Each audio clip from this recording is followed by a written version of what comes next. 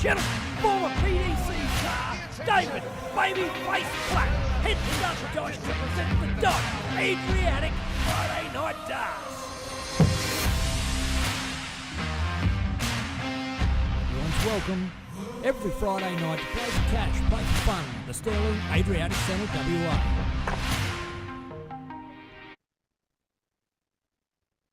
I'm guessing it should be Jordan Waterman and Rod. Oh, right, I get you, yeah. So,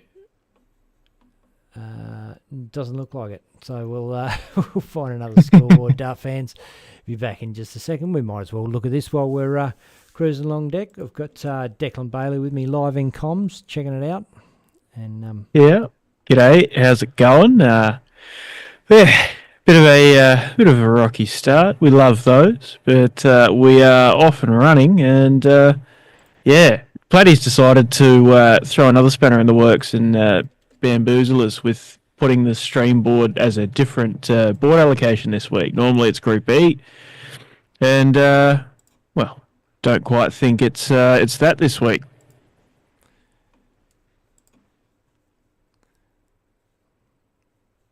We'll try and work out who it is. I'll try and open up a few different boards and see what's going on. All right, that's 91 just thrown. Where was a 91 just thrown?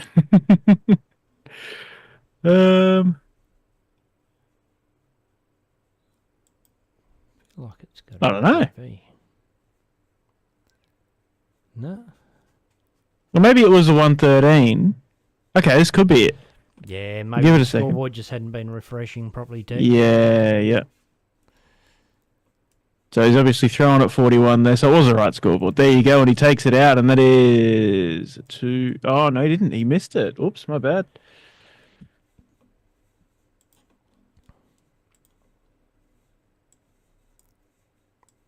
$28 for Jordan Waterman off of the 143. He wanted to take a bit more off of it then, but didn't quite happen.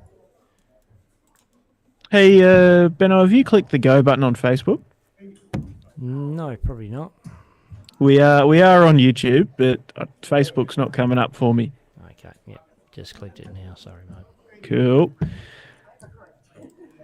Well, those of you watching on YouTube get to enjoy an extra 2 minutes of us fumbling around. Nice. Well, we should start to see some people jumping in on Facebook as Rod Demeter takes out the double 4 for the end of our first stream game of the night. And as they get ready for the next one, we can settle in now and welcome everybody for tuning in.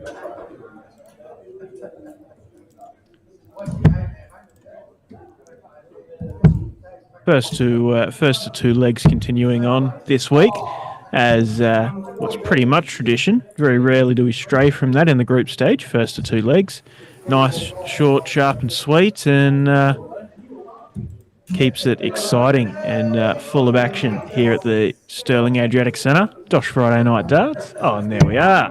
Boom. How's it going, Benno? Oh, good, mate. Oh, a little under the pressure, mate. Feeling the pill of the pump. Yeah.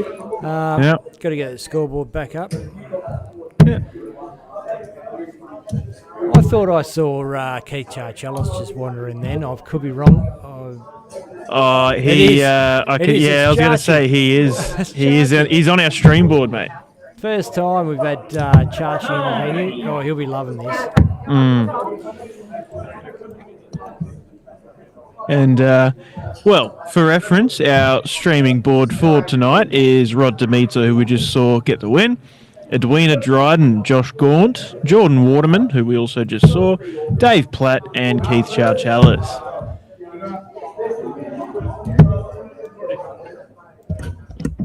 G'day to everyone tuning in. Hello, Sienna and Mum. Good to see you. Vic Headland as well. Good evening, mate. Hope you're well. Well, it must still be warming up. I can't find the game up there, Deck. So we're Yeah, I'm guessing they're probably still warming up. Rod did not long finish that one, so we'll give him a bit of leeway.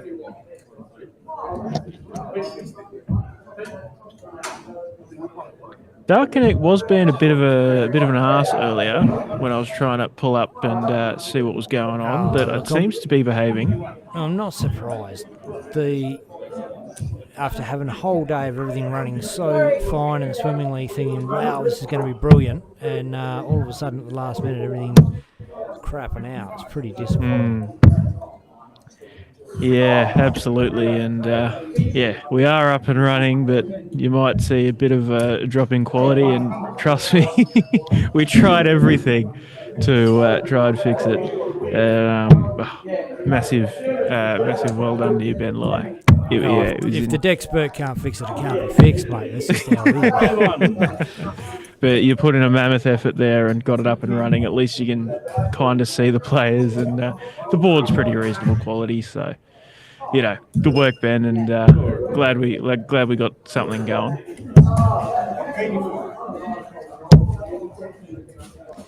Waiting for a score up. Geez, that's something we don't see too often. No. The Dosh Friday nights. Normally they're straight onto it. Get a few Bunbury players down and they all fuck off for a smoke when it's time to chalk. Jesus. What's going on?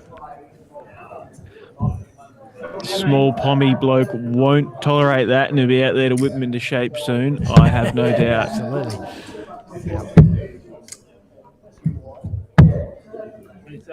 And some other notable mentions around the grounds tonight.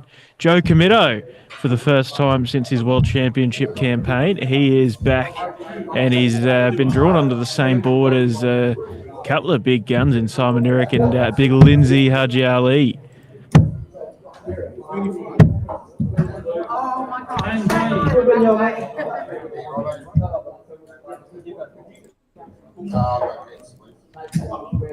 And pretty well filled out field tonight. Let me find the exact number. 40 players tonight. Holy, that's the biggest field we've ever had, I think. Must be someone jamming the internet on a Friday night, Declan. This is unbelievable that the whole lot could go this bad. Yeah. Yeah, pretty disappointing. You were seeing some incredible bloody results coming out of there earlier on, and it's just lured us into the trap of being hopeful and be like, nah, fuck is.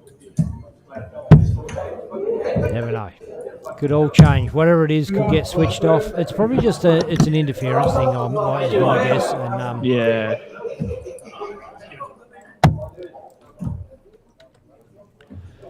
And it's not just. We've got a couple of forms of internet there, and they're both crapping out. So big leg from Keith Chartelis, but ton 37, 81, ton 71. He's got 112 left for a 12 data. Platty not leaving himself a finish. He's made the trip up from Bunbury, Western Australia, to play one of Western Australia's top players, Dave Platt. We claim him as Western Australian, but is he Western Australian? Is he English? I'm not sure. Oh, he's hit the 60 and 12, but misses the tops. Platty's still back on 242, so he won't pose. Well, he won't take it out this visit, of course, but even then doesn't leave a finish. So this is Keith's leg to lose. Well, it's one on the ground. Getting closer. Oh, and just come under.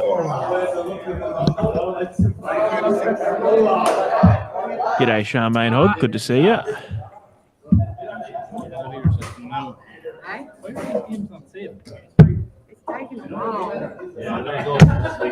Because when I did the Mario game, I walked away when I came back. It's taken a while. Platty finally leaves a finish, but it's only a 146, which should be pretty cruisy. But outside. So, Oh, and Oh. he's finally pinned it. something I talk about pretty often is having a buffer, and sometimes it just makes you too comfortable and ends up taking you 6 extra darts to take it out, as we just saw from Keith there. We did get over the line, and that's the big thing. Putty now with the darts, and won't want to let this slip at all, but especially 2-0. Starts off pretty ordinary though.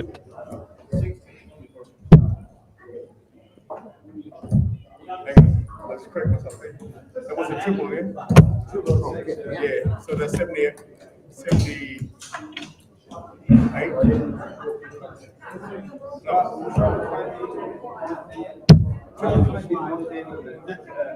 Yeah, so 78. And DJ Denz's Xmas on YouTube. Happy Friday to all, Dosh Darts. Good to see you, mate.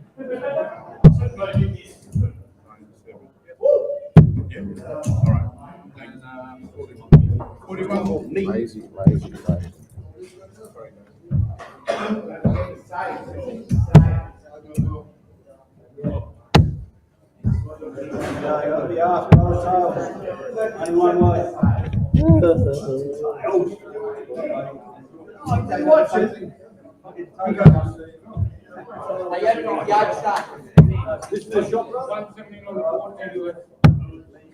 He's certainly slowed down a lot, fallen into the way Platty's been playing, really.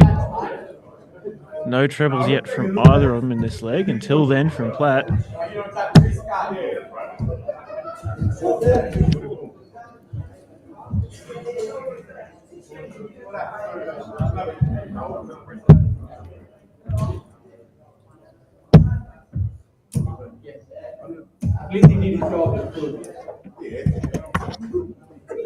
It's better from Keith.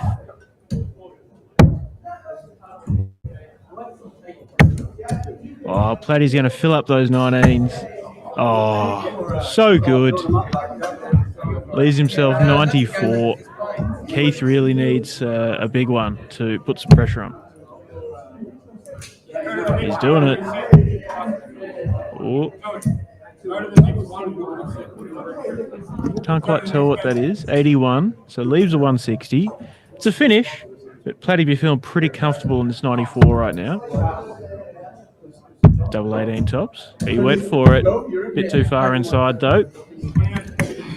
Keith, big opportunity for a massive win. There's one. Oh. Massive visit of ton 40 there though. Leaves himself double 10 if he gets a chance. Platty for tops. Oh, could not have got any closer. Double 10. Oh, Keith with 3 clear darts at double 10 for a 2-0 win against the babyface.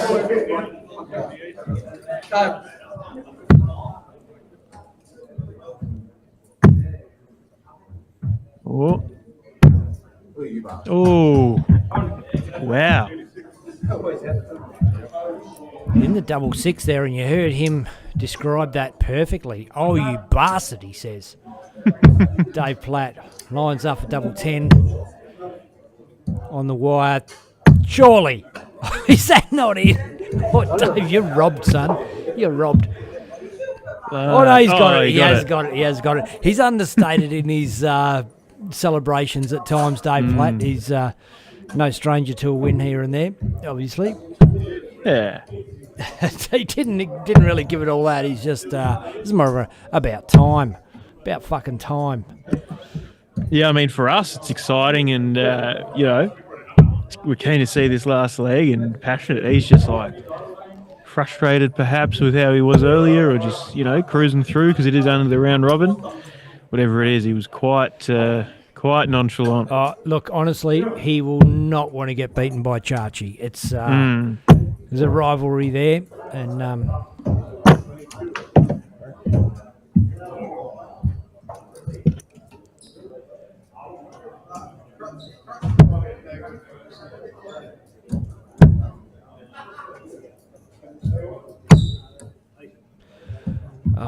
apparently the YouTube is showing last week's date. Damn it. God, I changed it. No, it's not. Wasn't it? No, it's not. Oh, maybe he's watching last week's episode then. Yeah, bloody. Oh, no, he was on last week's and now he's found it maybe. I'm not sure. Tom. He'll get there. No, don't worry, Tom. You want to be in my seat.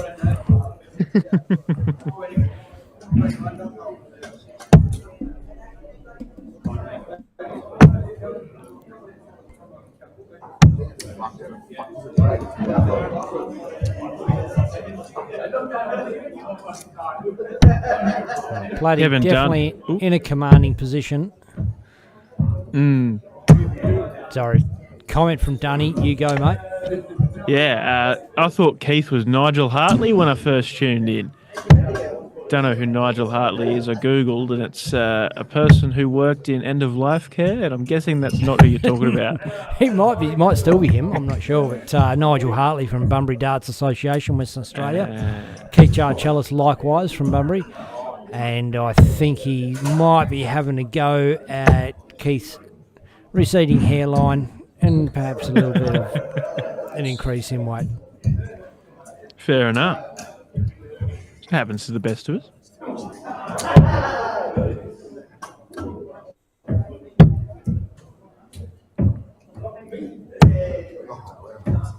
Keith struggling compared to how he was earlier in the game, and despite that 133 as well, the ton 02 for Platty 51 is in for 36. No, it wasn't in, my bad.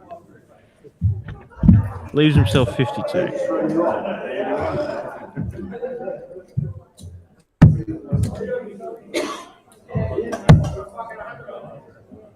$64 on the board, 52 with a dart in hand, and leaves himself double 16. And with Dave Platt perched on 52, you wouldn't think you're going to get a crack at it, but stranger things have happened. He's left himself tops. He's above. Good cider. He can get under that. No problems at all, but he gets too far under and he's in the fat 20. Chachi back for 32 for the win.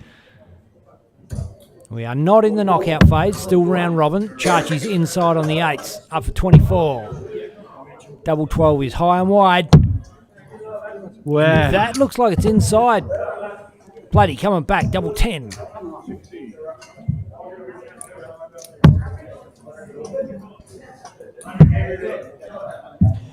There it is.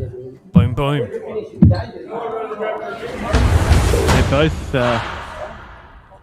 They both missed a lot of doubles, but Platty managed to get the job done. Keith had something like 4 match darts or 5 match darts that he's missed, and he'd have to be pretty disappointed with that. But he's able to outscore or score at a level where he's in those positions, and really knows he can win those games if he can just hit some bloody doubles, to be honest. But anyway, long night ahead. There's still a bunch more games for both players to play, and could go anyway. A few new players in the mix, Declan. Chachi not seen on stream before. Who's big fella from Collie coming up? Actually, both these blokes are Collie boys, I think. We shall find out. Josh Gaunt, Jordan Waterman. Yeah. Yep. I think that's them. Yeah. But I mean, obviously, majority of the players here aren't new to darts, but they are new to getting their heads in at the Stirling Adriatic Centre, Dosh Friday Night Darts, and it's fantastic to see.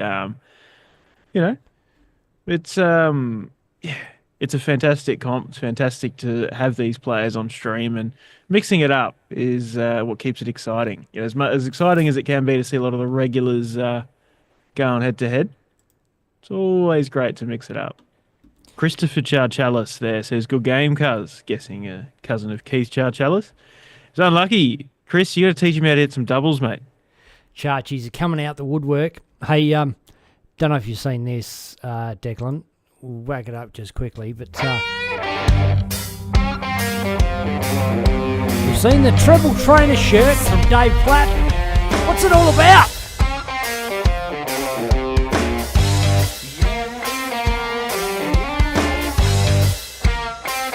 Is that Dean Winstanley? Dick? Looks like it. Doesn't it?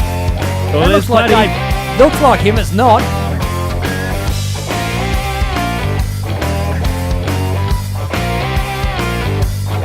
That wasn't Dave Platt? I'm kidding you not. There's not Dave Platt. That's his brother, Bloody hell. Jonathan. Twin brother. Ah, Identical there you twin. And game is underway. Get him up there. Oh, and there's Chuffy. Good day, motherfuckers. Good to see you, Chuffy. 61.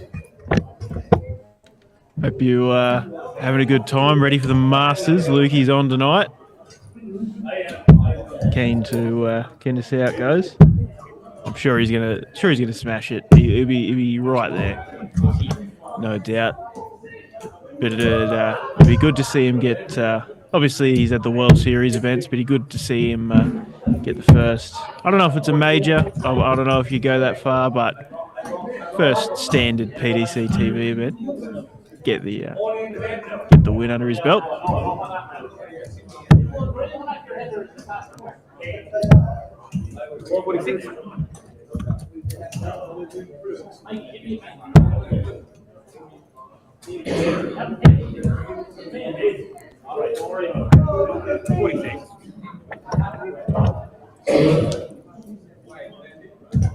Rod D'Amico hits the 140, but that's about the most exciting thing to happen so far in this leg.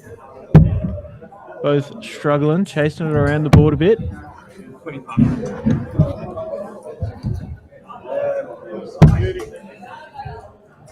There's Josh in the treble eight.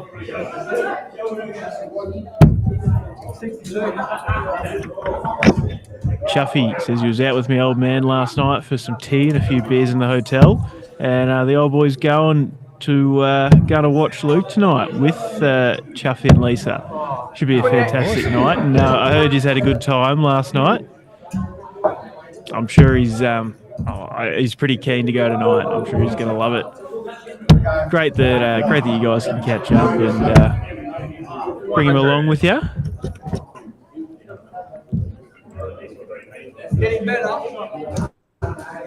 I honestly think I heard Joe Camillo's voice in the background.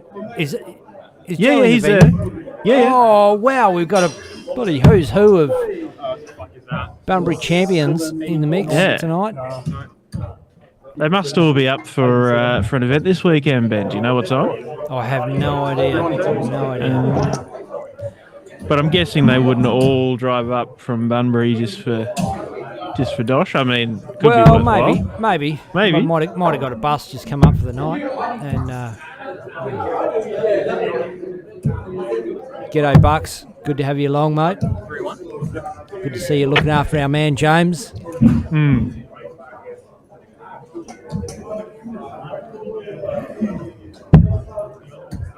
Seemingly out of nowhere, Josh Gorn has come out ton 31, left himself double eight. He's going to have a crack because Rod D'Amico finds 3 5s off of the 110.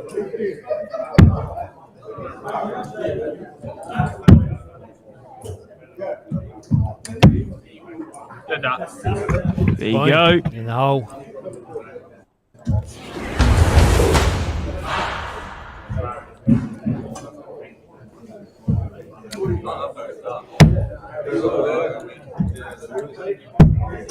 Just double checking, triple double checking, Declan. You haven't got a remote window open, have you? I have not. No, cool.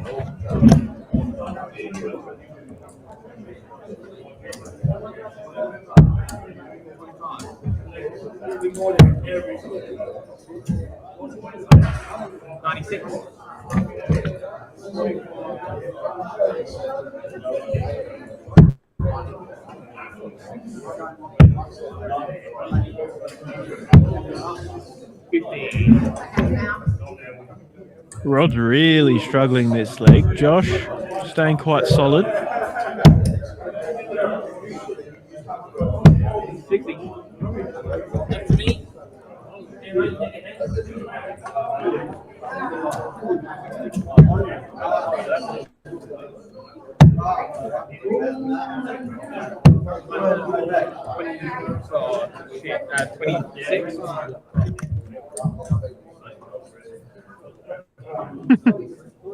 Jeffy says, can't hear no fucking burping, Benny Mofo. Hey, I've got the hang of muting my mic every now and again.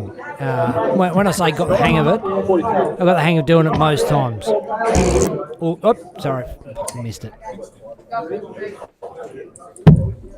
There is the odd occasion where you're already muted, you press the button, you unmute, you burp, and then you mute again.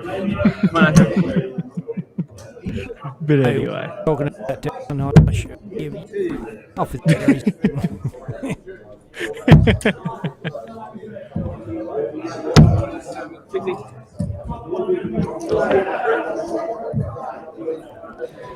fresh blood on the Dosh Adriatic Friday night stream. Rod found a ton, but backs it up with not very much, and Josh has got a pretty sizable lead. I know Rod always says hello, catch up with him at data events and stuff. Yeah, cool. Oh, Josh, that's a fantastic ton 40, and he has to take it out from here, surely, right? 2-0 win. You'd think so. Rod's going to think we've done him a disservice here by blurring his face out. It's not us. It's not because you're ugly, mate. It's just boom. Josh in the hole. There you go. Quite a solid game from Josh in the end after the reasonably weak start. Yeah, we are still in the round robin phase. So let's if I can figure this much out, Declan. At least I can get the bloody scoreboard up. Surely, come on, Ben. There we go. Group A, John Gardner, Bob Turner leading the pack, Colin Kerr, Josh O'Donoghue behind them, and Samuel Stubbs down the bottom, yet to get a win. Group B, Vinay Cooper leading the pack, 2 from 2. Wayne Egan, Garode Carmody behind them, Ben Stubbs and Peter Sutton down the bottom, yet to get wins.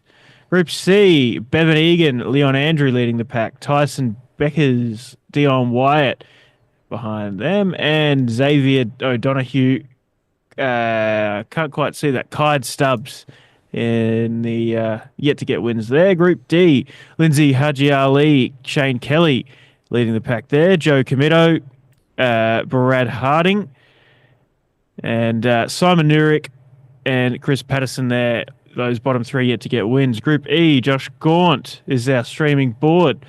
Josh Gaunt, Edwina Dryden, Dave Platt, Rodney Demizzo, all with wins. Keith Charchalis, Jordan Waterman yet to get wins. Group F, Isaac Hickey, Tom Wiley, Rick Jenkins, Anton Sock, all there leading. And EJ Dryden, Ros Watkins yet to get wins. And rounding it out, Group G, Clint Austin, Liam Marlowe, Damien Stack, John Donnelly leading the pack there. Julie Lewis, Darren Yaxley yet to get wins. Right, I reckon There's a lot of names to get through. There's 40 names. Game up. Just about there. 40 players tonight, Declan. Yeah, mate. Bloody big night. There's a like I said, whole crowd that's come from Bunbury. A couple of other names there that I recognise that you probably don't. Yeah. Yeah, it's always yeah, well, it's great to see it's a big pack of Bunburyans. Is that what they call themselves? Yeah, I don't even know what they're called, the Bunnos. Well, we'll go with Bunnos. A couple of Bunnos come up to give it a crack and mixing it with the regular crowd.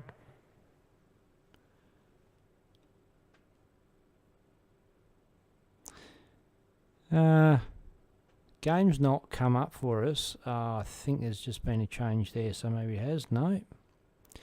Not seeing it. Oh, yeah, Dave Platt, Edwina Dryden. There we go.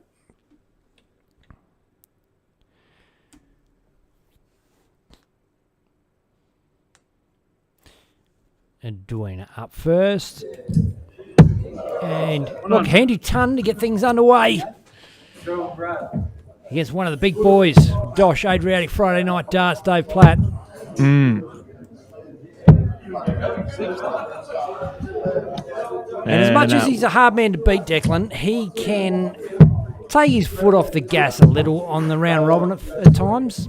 yeah, well, I was going to say, that's kind of what he's done tonight. I mean, he obviously got that win against Chachi, but left the door so wide open for him to get as close as he did. And, yeah, if someone's playing well, it's a big opportunity to get a pretty big scalp against Platty in the round robin stage, because it's not going to come anywhere near as easy in the knockout.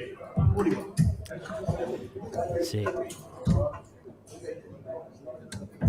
G'day to everybody that's joined us on Facebook. Josh Jovanovic, Richard Woodgate, Angie Miller, Nick Calenza, Helen Haywood, Lizzie Binder, Tim Matthews, Anthony Chuffy. Buckley says, can't hear, no fucking burping, Benny. Ian Simpson, Janaea Walsh, Brent Kenny, Marley Chadwick, Rowan Perkins, Brady Sher, Carolyn Baker Nelson, Josh Howie, Miss NY, Amelia Moorish, Sienna McDonald.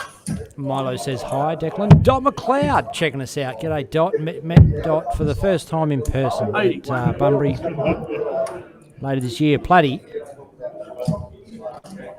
Crack at the 170. Doesn't go. 22. The 90 here for potential 14 or 15 data after a pretty solid leg all around. 81. Oh, he's not going to go.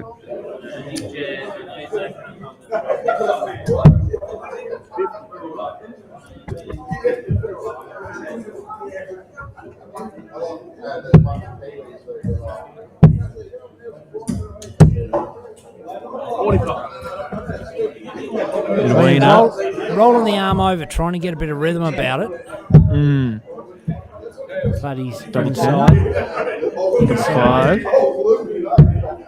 Boom. On the board. There he goes. Edwina started off well with that ton, followed it up all right with the 60, and then sort of just struggled. I guess it is always, speaking from experience, it can always be a bit nervy when you're playing someone of the level of Dave Platt, and you start off strong, you kind of feel a bit of an internal pressure to continue it, and that can often make it hard to keep it up. Not saying that's what happened to Edwina, it's just speculation. G'day to JK, Jack Bunworth, Tony Glass. Colby Dodge has jumped in from Tasmania, Western Australia. Tasmania, Australia.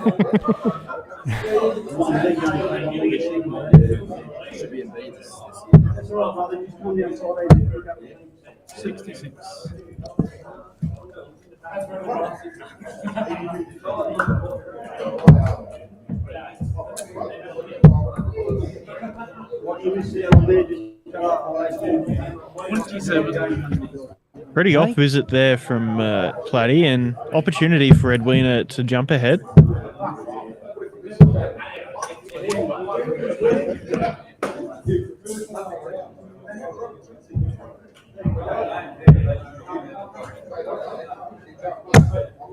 That looks good.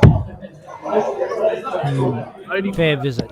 Kissed off into the 20. So it was an interesting last start there. He was going to the 18s, and a 134 would have left him 230. So he just 3 straight 20s to leave the big fish. Interesting strategy. I think it's, I like it. Especially when the 20s are so blocked off.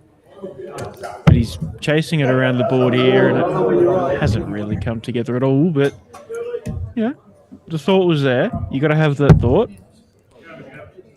Oh, Edwina's looking pretty on that treble 20. Oh, she had that one all set up. Looked like she was going to smack another one in there so easily. And just eluded up. Edge it is, mate. Platty goes down the bottom. Off it. Edward, you see what he's right?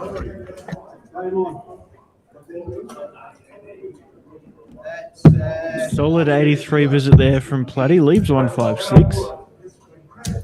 What's that? Yep, 43, so leaves 150.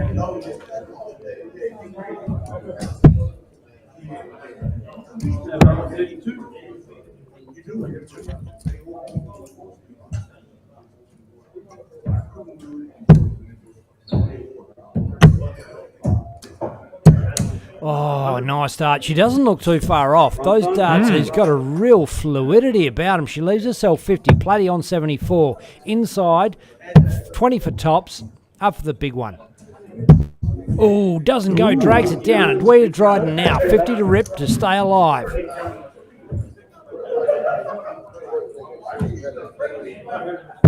$18 for 32, 18's good. Inside the 30 for 2 for double eight. She's boom in the hole. Pretty sure, is it? I think so. I'm giving her the big ha anyway.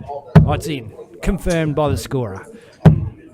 And look, Edwina looks to have really settled in here. It's, we say it every week, but the first to two legs format really can be hard to get going if you struggle at the start or if you have a rough patch. It's hard to come back from it. And Edwina started off solid, went a bit to water in the later parts of the first leg, but has come back doing exactly what she needs to, turning around very quickly. She doesn't look scared of David Platt at all. Like her nerves are probably on herself more than her opponent. If they're, just start of this leg, they looked a little nervy, whereas the finish of the last leg, she looked like she had some real fluid action happening. And why would she be scared? You seen her dad? And why is she going to be scared of Platty? She's practically a lady. But Platty's just coming out and doing what we know he can do. He doesn't want to lose to a girl. Boom! Pow! Wow. Kicked her in the tit. My goodness, he's gone 134, 140, 180.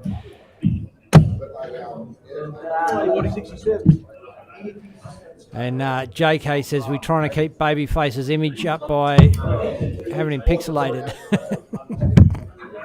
Boom! That's what it is. No. The flat filter. Really, really solid game from Edwina there. And, she did struggle a bit there in that third leg, but Platty come out, hit an 11 darter. The only way that Edwina could have won that was with a 12 darter, and it's a pretty tough standard to play at. And, I reckon there's a little bit of Platty doesn't want to lose to a girl there. That's why he fired it up. You saw how he was against Chachi. He was just kind of coasting through. Yeah, didn't want to lose to a girl. Oh, no, sorry. Yeah, got you. Yep. Yeah. Sorry, Chachi. You're not a girl. You're just nice. He's very nice. Oh, God. But, Platty turning on what we know he can do. And, well done, Edwina. And, I don't know if she's got a win yet in the other games. Oh, yeah, she did. So she has one win from two. So, we'll get there. So John Gardner, Bob Turner still leading the pack there. You can see the rest. We'll kind of rush this one through. Vinay Cooper, Wayne Egan still leading the pack on Group B. Both undefeated so far. Dion Wyatt, Bevan Egan leading the pack on Group C. Group D, Joe Comito and Chris Patterson leading it there. Lindsay in third, but he's only played one, so he could jump up into second or even first there. Group E, our streaming board. So Dave Platt, Josh Gaunt lead the pack. Edwina there in third. Group F, Tom Wiley, Isaac Hickey leading the pack there. And I don't know, could be 2 or 3 off of the round robins in this tonight. I'd say 3, given how the last weeks have gone. 7 groups would make a bit of sense. Clint, Austin, Liam Marlowe there, both undefeated so far in Group G. And straight over to the streaming board. Game on. Jordan Waterman, Keith Charchalis. It's not double in there, Jordan. Well, they both started on 80. Well, it's a who's who. There must be something big on in Perth, Western Australia this weekend because the Bunbury boys are down. South Suburban boys are showed up. And could it even be saw like a Swan District shirt. Yeah, cool. Could it be like a rep thing? Like, is it a Bunbury squad that have come along? I have no idea. Do you help us out in the comments, West Australian dart fans? What's happening in WA this weekend? Charmaine might know, or JK, surely. Oh, for sure. Yeah, Charmaine says, Ben, is John Donnelly playing tonight? I think so. I believe I've seen the name. Yeah, yep, in Group G. Sitting in third currently. Got Clint Austin, Liam Marlowe, Damien Stack, Julie Lewis, Darren Yaxley on the board.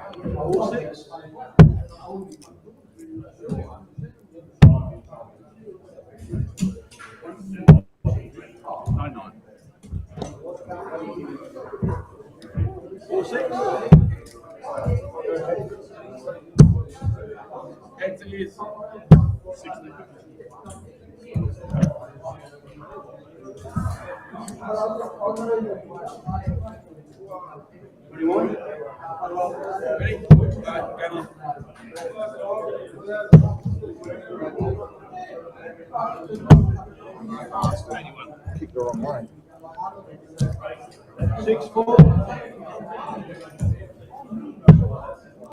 I've got a feeling things are going to clean up a little bit towards the, vision-wise, towards the knockout phase, Declan. I think it makes sense. Like, surely people going to bed and leaving and whatever else should all clear up.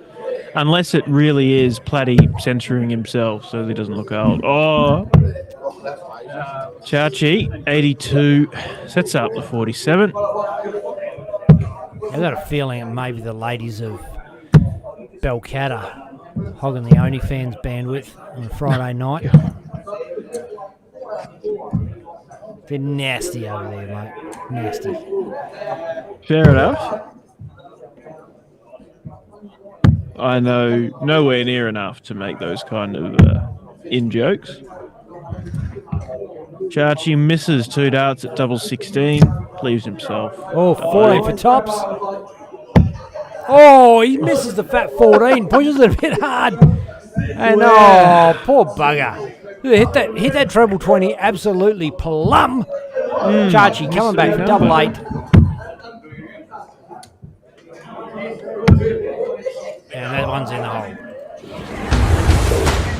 One wide, one in the hole.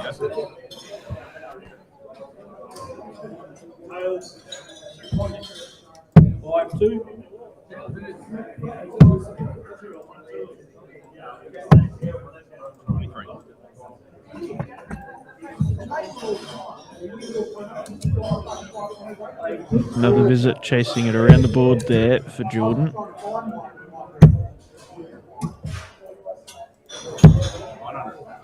Chachi playing like that. Jordan really needs to try and tighten it up a bit if he doesn't want to lose. There it is.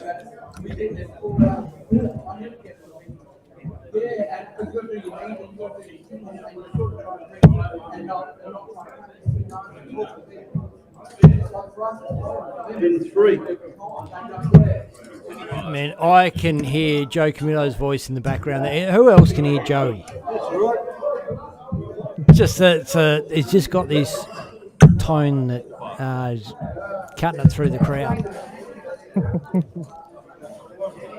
Great to see him out after coming back from the World. I mean, he failed to win his first round game, but bloody hell he played well. And I suppose he's had enough attempts at the World Series. He just was comfortable on the stage and had a crack, but wasn't quite to be. Brought up a Facebook post of mine from 2021 or something like that, 2021, where I said, and he was doing nothing at darts at the time, and I said, Joey, I think this is, I put it in there, I said, my hot tip for the DPA this year is Joe Committo. He hadn't even committed to playing that year. And I just thought, his time to shine, do or die, you know what I mean? He'd been around enough, and he did. He had a great year that year, and he's taken it from strength to strength since then. He just said, well, you know what, I've got no sponsor, I'm backing myself in, I'm going over there, paying my own money, and play in these comps and see what I can bloody well do. And there he goes at the World Championship. Yeah, well, he's been right there the whole season last year and just had that really dominant performance on that last weekend to seal the deal. And BK, Brent Kenny from Aussie Dart Supplies Online says, must be a road trip for the Bunno boys. Can't see anything on Bob Grayson Memorial next weekend. John Kiley says no DWA events this weekend, so just up for shits and giggles. Nice. Tickling the tungsten. I mean, we had a straight A long weekend last weekend. You'd think if people were planning just a Dosh road trip, maybe a long weekend. But anyway, nice. Either way, great to have him here. Friday night, still a long weekend ahead. Yeah. Chachi, 52, 20, 32, goes down. Outside.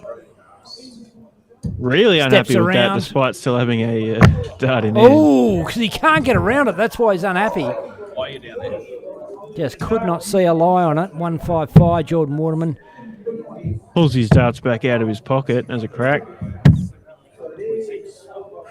Just figured Chachi was going to take out the 32.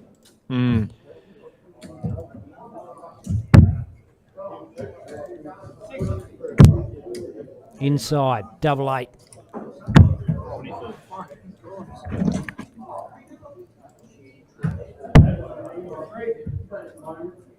$90 left now.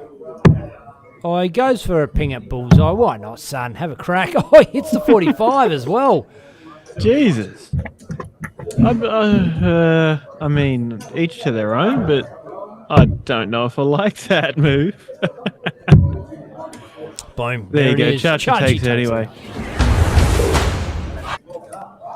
But I don't know. You might be 1-0 down, and Chachi might, have a pretty easy gimme. But you still got 90 with 2 darts in hand. I mean, still got a lot of games to play in the round robin.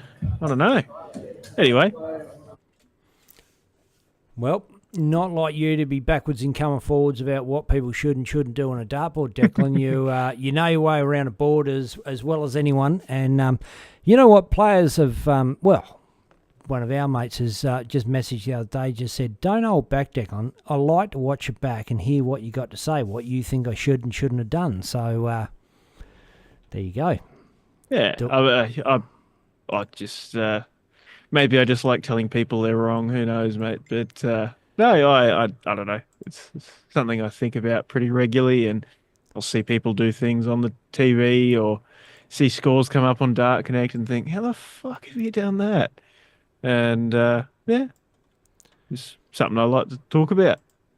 And you're a bit of a I'm not going to say nerd. I get called a nerd as well. I'm not saying that in a bad way, but you're I'd say I'm a nerd. I'll embrace it. You're a fucking nerd, mate. I am. Nerd. You're a good nerd, though. Yeah. I've heard him called the Dexpert, Deck Support, Deckhead. Sometimes when that. Right. What are we doing now? Running through the drawer, or we got time or not? Let's just have a we quick probably squeeze. have What's time. going on? Yeah. Oh, they're at the board. Yeah, we'll just go to it. I mean, we've done the draw. Not much is going to change. Not much is going to change between now and then, is it? Yeah. I might go for a quick wander, grab a coffee, mate. I'm yawning like a whatever yawns a lot. Look, Alright, yawn. All right, cheers, mate. See ya.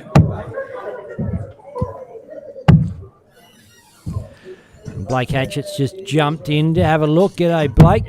I'll tell you what, if Buckets knew Keith Charchellis was there, he would have just been, I'd love to get down there and chop him up. Take out a few Bunno boys.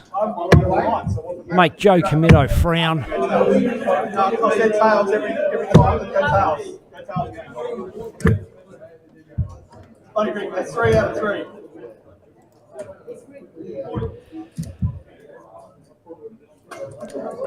Dave Platt, Josh Gaunt. It is game on, motherfuckers.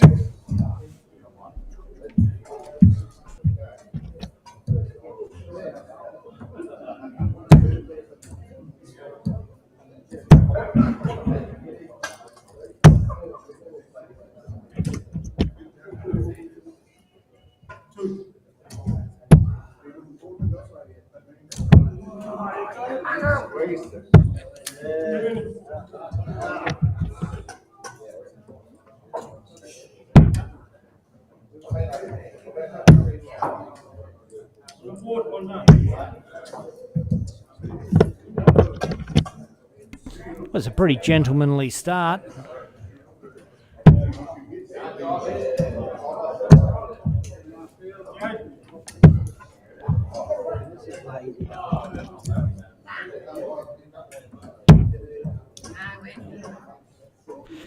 G'day to Khalil Wilson. Hope everyone's having a great Friday night. Even better now, darts is on. G'day Ben and Declan. G'day to you too.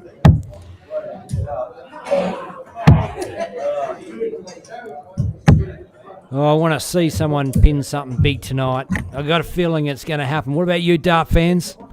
Hey, early picks for the winners. You can have a look through the draw on Dart Connect. I'll give you a quick run through the names if you like. John Gardner, Bob Turner, Colin Kerr, Joshua O'Donoghue, Samuel Stubbs, Vinay Cooper, Wayne Egan, Garode Carmody, Ben Stubbs, Peter Sutton, Dion Wyatt, Bevan Egan, Leon Andre, Tyson Beckers, Kite Stubbs, Xavier O'Donoghue, Joe Comito, Chris Patterson, Lindsay Hudgiali, Shane Kelly, Simon Urick, Brad Harding, Dave Platt, Josh Gaunt, Edwina Dryden, Ros DeMiso, Keith Chalice, Jordan Waterman, Tom Wiley, Isaac Hickey, Rick Jenkins, Anton Sock, EJ Dryden, Ros Watkins, Clint Austin, Leon Marlowe, John Donnelly, Damien Stack, Julie Lewis, or Darren Yaxley. Pick out your winner, dart fans. Pick them early. There's way more, what do you call it? Way more clout if you pick the winner early. Picking it in the quarterfinals, pretty piss weak if you ask me. G'day, Matt Clune. Jumped in to have a look.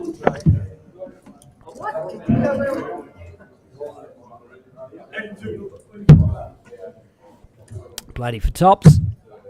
Ooh, double 15. Ooh, inside. Josh, 83. This would be a lovely little steal against the throw.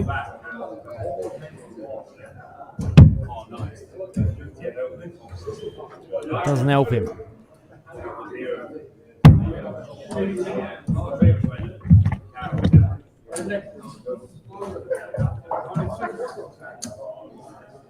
John Kiley says, only tuned in to watch Joe Comito win a leg on TV. Boo! Fight was actually, you're too late. It's already happened. Joe's done it on the big stage.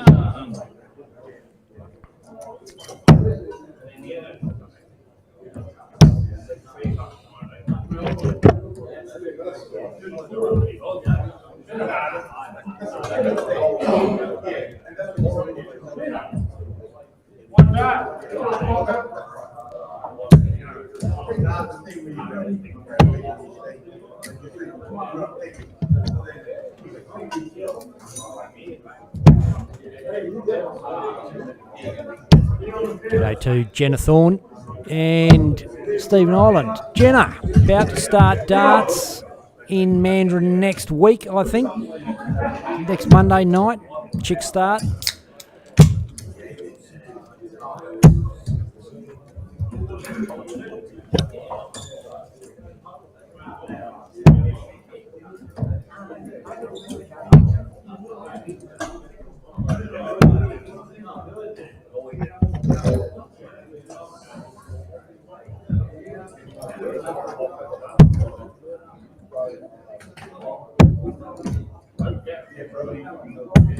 Bloody seemingly cruising through here, and he is top of the table, undefeated in the group so far. Josh Gaunt 1 from 2 as most of the pack.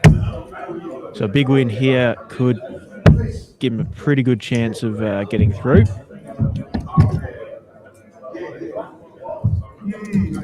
But a lot of work to do with the way Platty's playing.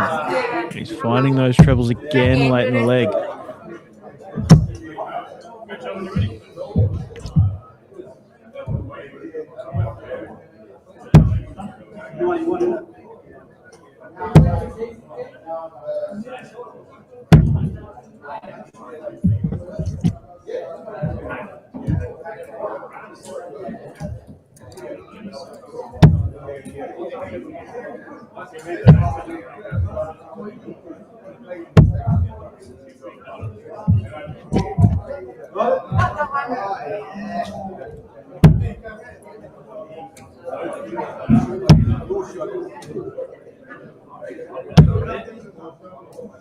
John Kohler says, "Go Bunno." Cheering on the huge crowd of Bunbury boys here this evening.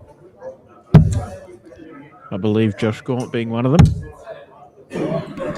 That's something that this comp is tailor-made for, isn't it? Like you can grab a bunch of blokes, grab a bus, a couple of cars, or even just one carload, head on from your local up to this one and give it a red hot crack. Yeah. You leave it pulled in. There's no commitment. You don't have to come back next week, or you don't have to have played before. You can just turn up, play your darts. No memberships, no BS. Just turn up, pay your entry, play some darts, maybe pick up some coin. Absolutely. And you could, you could share your coin or whatever you want. 34 for Platty. He's going straight for it. I mean, why not? And there you go. He gets it. He waves to the camera. Cheeky bastard. And 3 from 3 is the baby face.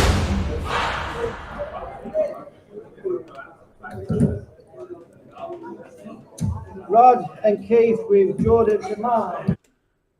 And good night, Sienna. Has to go to bed. They got stuff to do tomorrow. It is 11 o'clock. So good night. Love you. Chat to you later. And she's been playing Pokemon Go. Nice. Enjoy. How old's Sienna? 14, yeah. Yep, right. So now we can really start swearing. Now she's gone to bed. Cool. Yeah. No, we've made that joke before, and she swears more than me sometimes, mate. Cool. Well, it's hard to know because sometimes, wasn't it last week her mum's phone went flat and she jumped on Sienna's phone, and it was like, okay, not sure who we were talking to exactly, but yeah. Yeah. I think they all perch up the phone or whatever and check it out, listen in. Ah, good stuff, because you're fucking famous, Declan. Yeah. Superstar, Declan Bailey. Those of you who don't know, Declan's single. Pretty good looking. Rocking one of the best mullets in Queensland. Thick, solid. And they're doing mullets for mental health. I don't know if you've seen it. You seen the big shave off? Mullets for mental health? Not specifically recently. I know it's a thing that gets done, but yeah, it's all getting around at the moment. Anyway, what was I going to say? Oh, yeah, events at the Sterling Adriatic coming up. Check this out, Dart fans.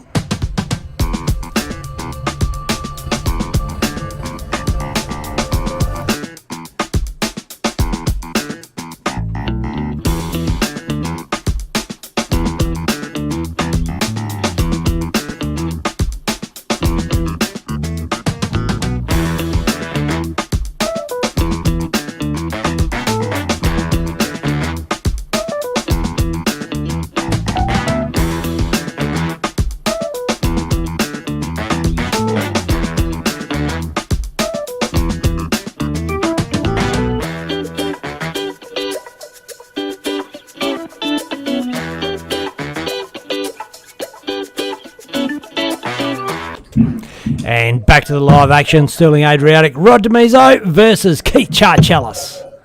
125. massive visit from Rod.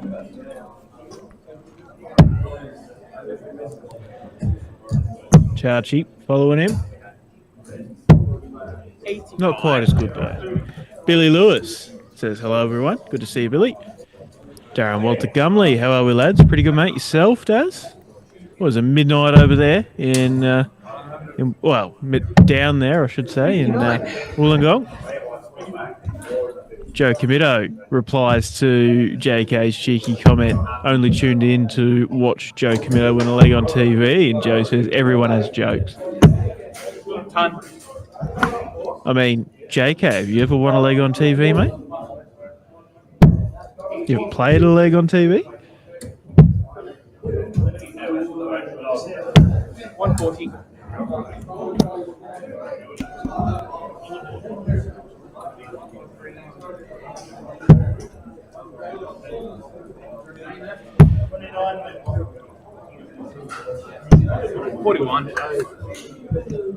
So, Keith Charchalis fails to leave a finish. Rod Demizzo is going to have a crack at a 132. Is he going to do it the way we all want him to? He's going for it. 57. Oh,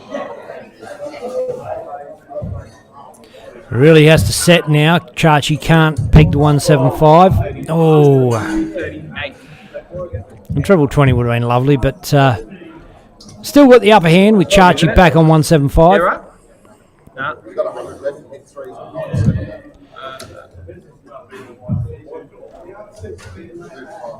Thank you.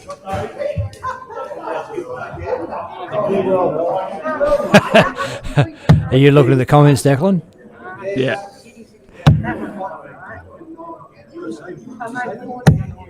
What's pretty great?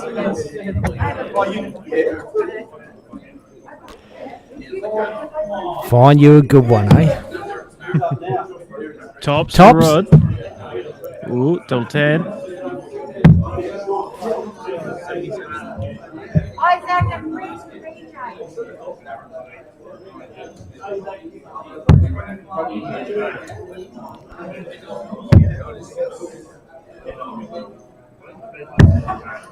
Oh, Keith. 26. More missed starts at double 16. Double 10 for Rod.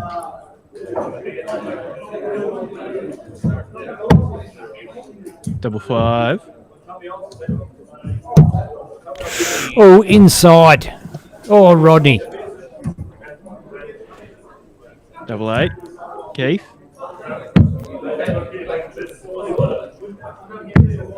Boom. And we are still in the round robin phase of this competition. So fear not, dart fans. There's plenty more darts ahead of us tonight.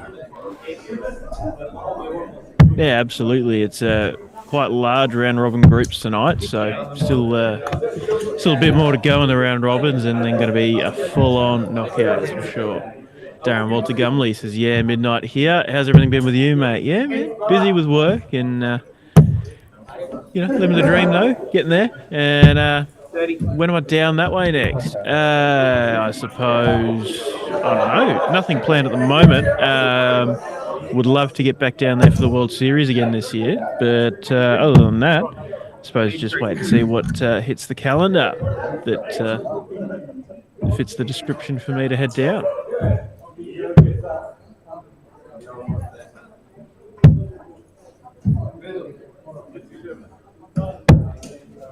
JK says, me versus him smashed down, only best of 5, could take an hour. I don't know, mate. I've been playing pretty decent, playing with myself. I mean, by myself at home. Averaging around the 70 mark. Not to talk myself up, but I've been giving that computer a bit of a beating. So...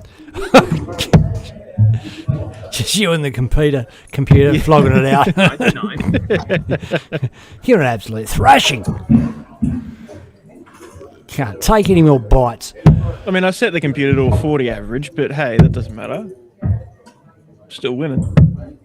Well, if you're throwing a 70 and the computer's on 40, it means you have to peg all the games. So Yeah, exactly. It's probably pretty harder to get the 70 average.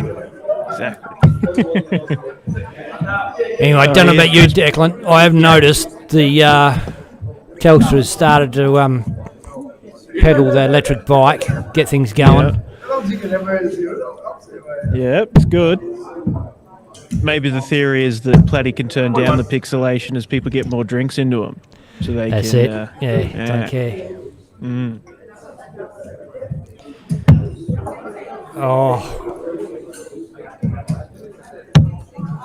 Oh, 25 to leave the big fish.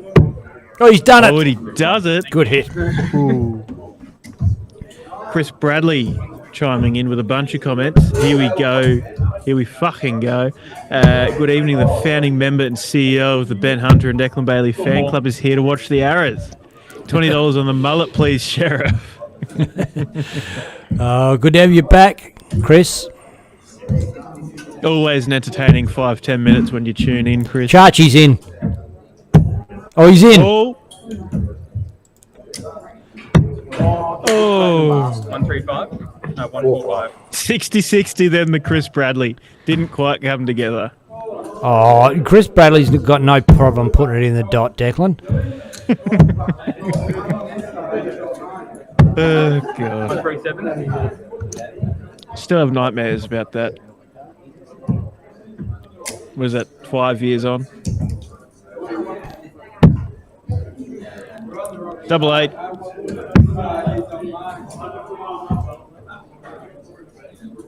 Oh, wow. 9.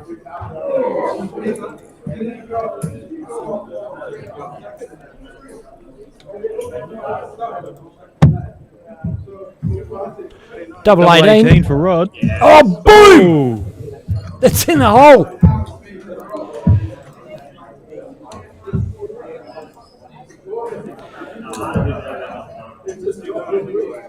Chris Fisher, can you give a shout out to Sarah Williams? She loves the darts. Shout out Sarah Williams. Hope you're enjoying. Oh, Chris, please no. I have to set the computer on fire if you do that, mate. God, don't do it. Don't do it. There's no upstaging that.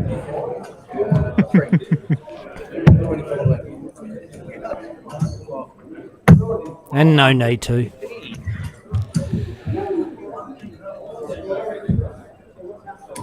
I mean, you could always put it on OnlyFans and send me the link, and I can enjoy ignoring that. 32. Chris Fisher says, got me in the good books.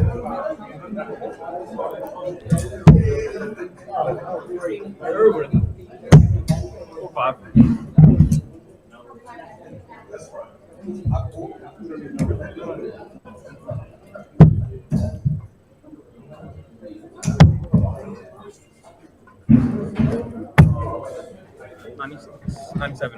$96, yeah. JK says, you got from Head and Shoulders to Fairy Liquid. Chris says, can we have a shout out over the fact I'm having an OnlyFans stripper around mine later? Chris seems to me like the type of bloke who'd stand in line for, was it Bonnie Blue, the bird who has a line of 100 blokes, and one by one in 24 Wasn't it hours. 1,000? Wasn't it 1,000? I think it was one who did 100, and then another one did 1,000 to one upper. That's more than one up, yeah. Someone did the calculations that it was something like a couple of miles of cock. It's a lot of cock.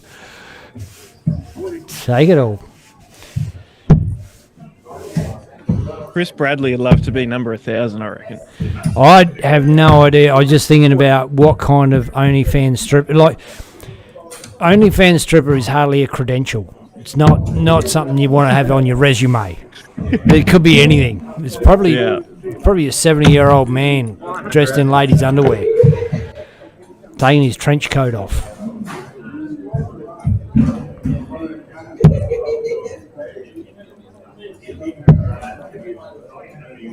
Chris Bradley says, nah, that Bonnie Blue is disgusting. That's too far, and it's 1,000.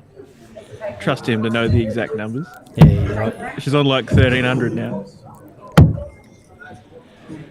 Chris probably likes to play 1,000 on 1. 28. Finish on a peg. Who knows? Maybe Chris will be the man to do 1,500 next.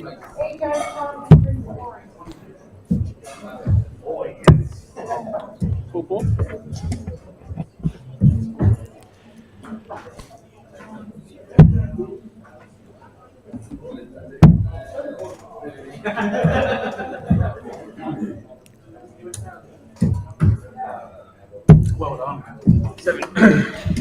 Rod That hits 7 with Chachi sitting on 136. And it sounds like the next check to extort Chris Bradley is on her way around. 48.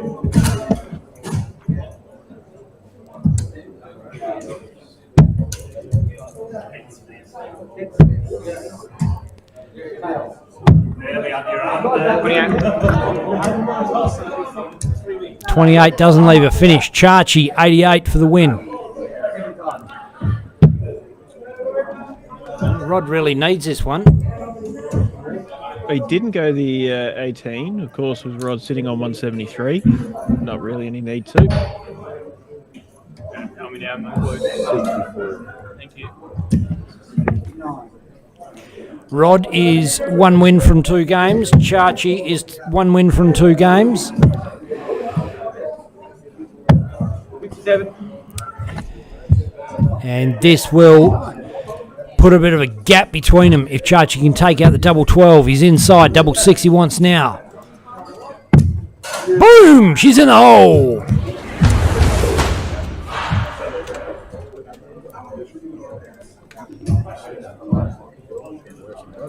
And comment there from Chris. That guy's clearly a good player. Look at the amount of sponsors he's got on the shirt. Jesus. Well, it's not his shirt. It's Danny Porter, the Demolisher.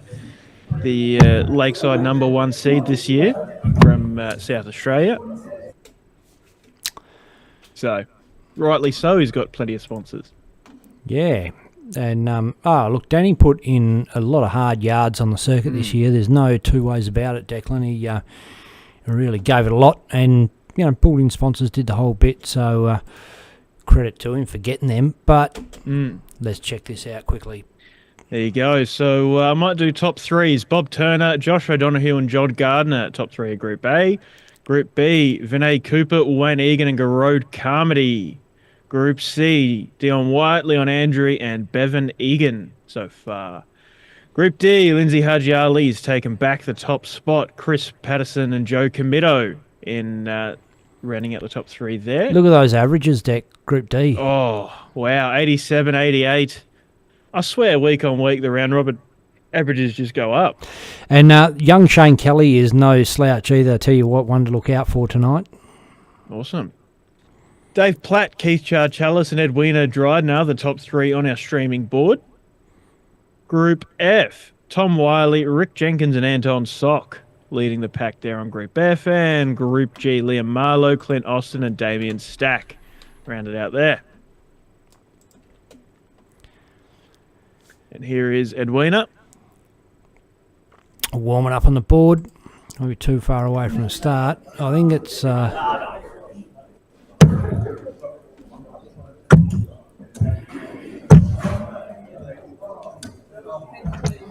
Chris Bradley, right guys, I'll be back in 15 minutes, maybe 20. Just got to do something.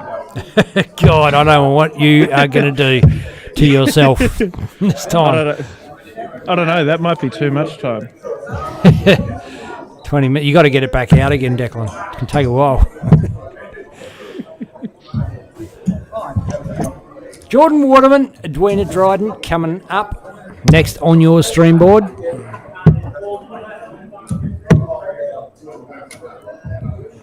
Players just warming up, waiting for a chalk up.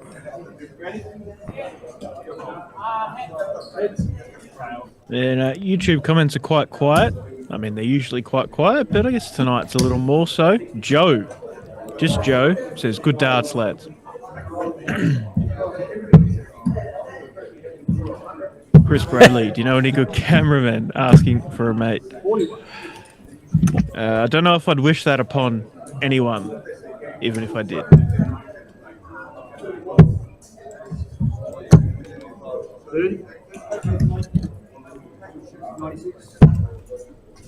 Wayne Weaning reckons audio keeps dropping out for him.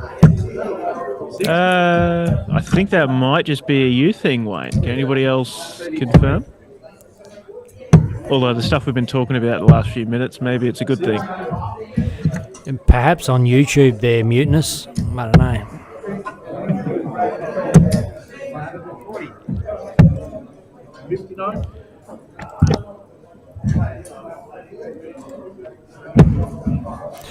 Oh, Edwina's in. Oh, this looks good. Oh, it was only a 62. I zoomed in that second one in the corner of the ones.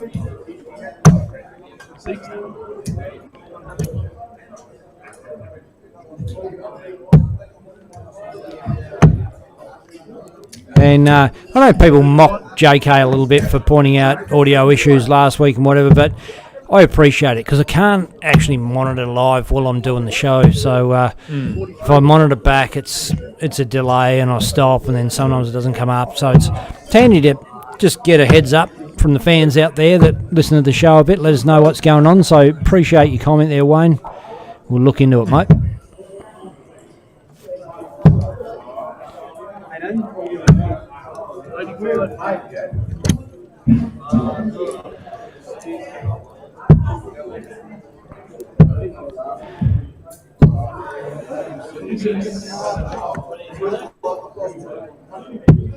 Well, JK says it's good for him, so he must be drunk. He never says that.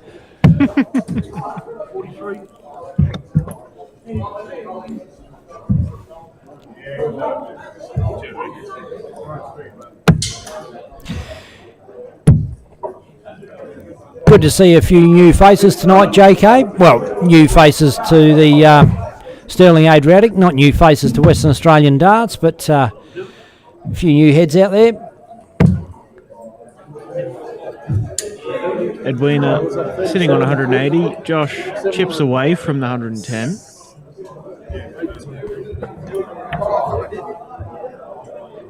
Wayne says, just heard the arse end of that. I've got very good Wi-Fi in my apartment here in Milton Keynes. You on Facebook? You're watching, Wayne?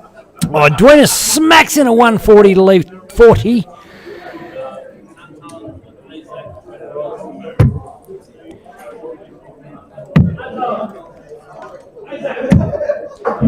Double 14 doesn't go for Jordan. Edwina comes back for tops.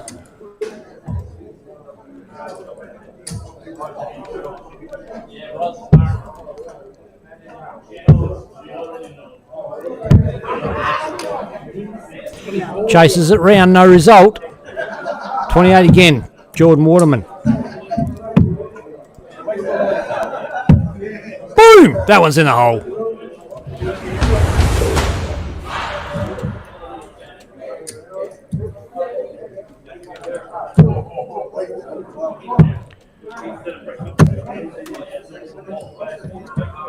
I'm just giving it a listen on Facebook and it sounds fine to me. I'd say he would be watching on YouTube, wouldn't he? I don't know.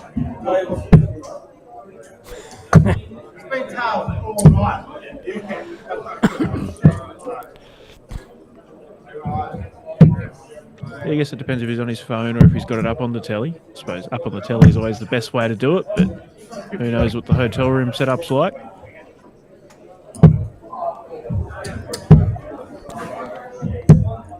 Yeah, pretty much if you're watching it on a smart TV, use the YouTube app that's built into the telly, and it's your best way of watching it.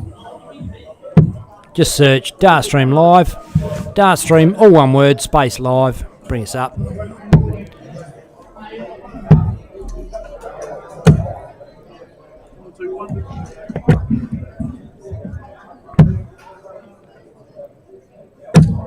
Oh, this looks good.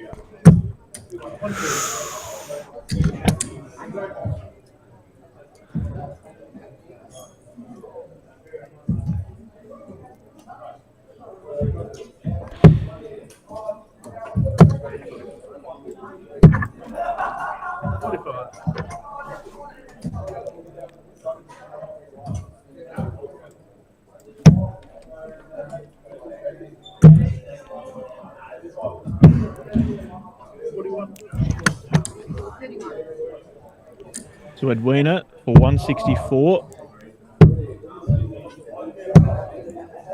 Ooh. The 45, a little awkward, 119, but what could Jordan do? Oh, that's a tidy 99. Sets up a tidy 2-dart finish. 57's in. 57's 62. 12 for bullseye. Probably the way to go. Oh, triple 10 is in. Oh, she's had a red hot crack. You can just go 16, no? Yeah. 103? 103, yeah. Wow. Very, very good attempt. But Jordan now, 54, double two.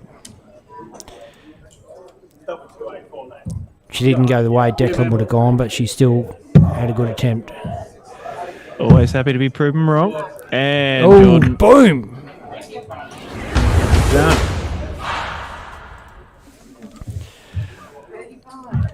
Oh, that's the thing with darts, Declan, and with the calls and should have done, would have done, could have done, whatever.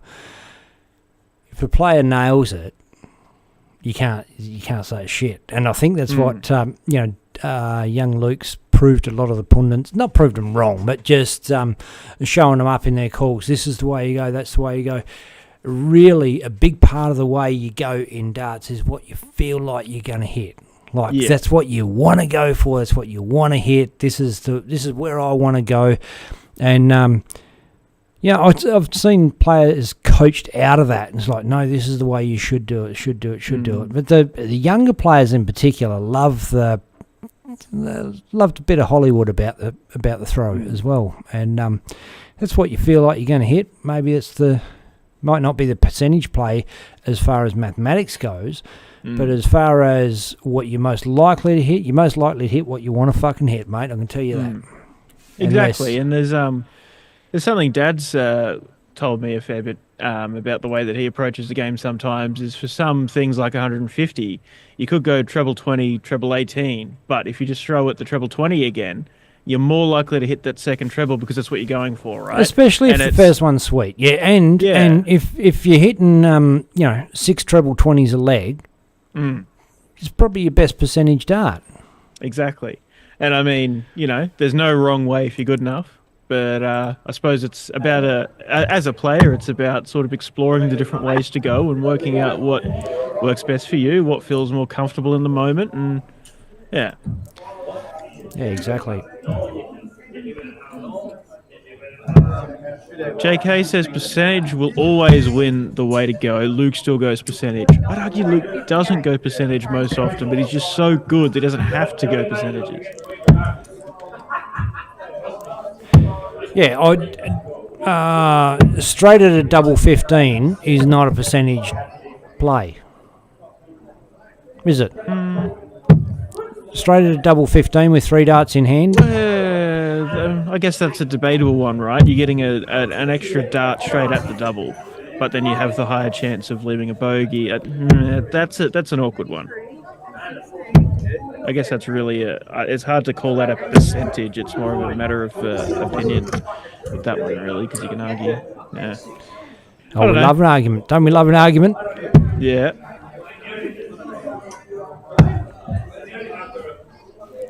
Yeah, never shy away from an argument, but there is darts to watch.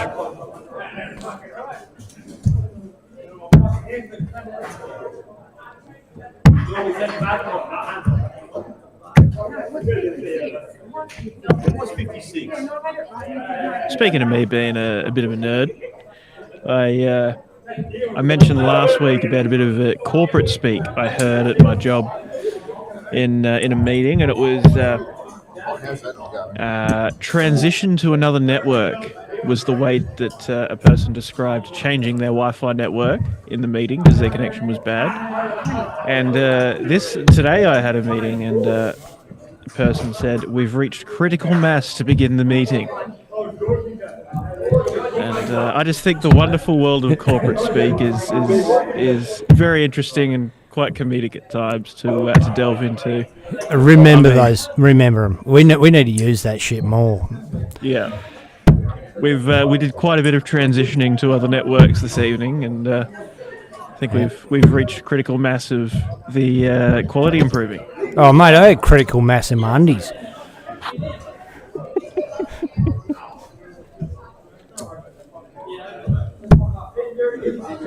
We'll circle back to that one later, mate. Don't have to. Oh, come on. Bull, Josh. Oh, we talked about this earlier. The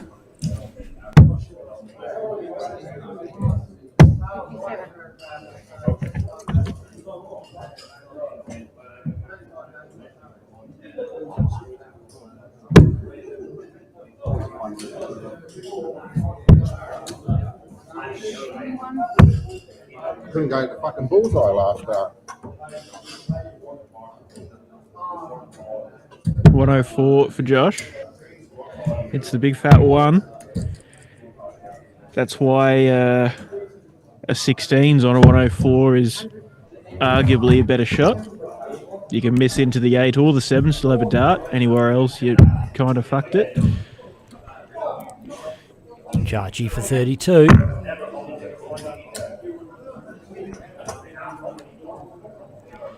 Steps right around. Can't get. Maybe he gets too far around. Tops Josh for for Josh. tops.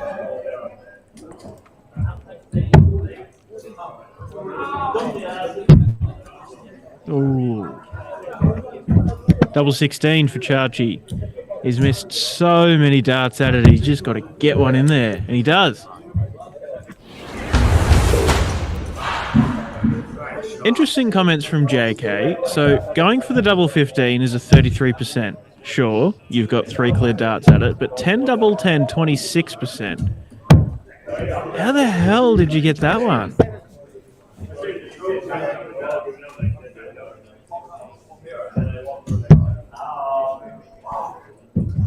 Yeah, I don't know, man. I'm very curious as to what maybe what he's thinking is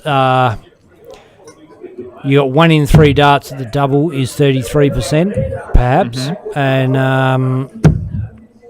you're going for 10 double 10. It takes. Yeah, I don't know. It doesn't really work. Well, yeah, so you're losing a dart at the double, right? Yeah, but you'd like to think that your single fat dart would be a 95% chance of hitting the fat one for a top player. Yeah, yeah. If there's a formula to it, I'm very curious as to what it is. Yeah. Always love to learn. Oh, I'm glad Ray Smith's not in the conversation now because he would have all those numbers there for you. Well, Chachi gets in it. Ooh.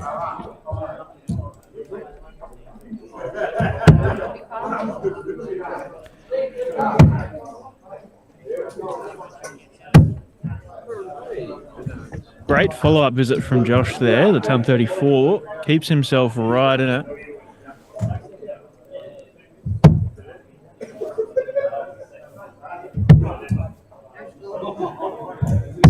Oh, you idiots.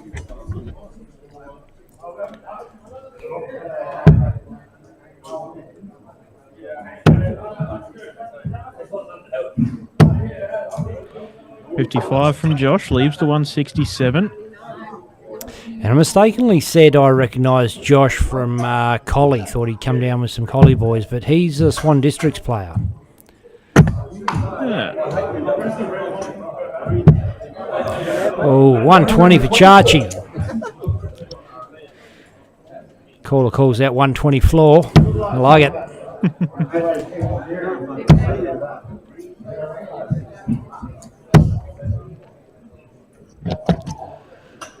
Chachi for the win. 14 tops.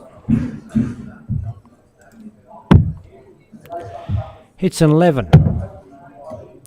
3 to fix it up for tops. And he's above. Never really looked balanced or comfortable on that throw, Declan. Kind of maybe too. Oh, eager 25. to, 17 for pick up. tops. Hits the fat 17. Double tops. Oh. Tops for Wasn't a Chachi. lot wrong with that dart. Dart went hard, went straight. Just little eye. A little too much on it. Chachi working his way down. He's in the hole. He's in. Boom.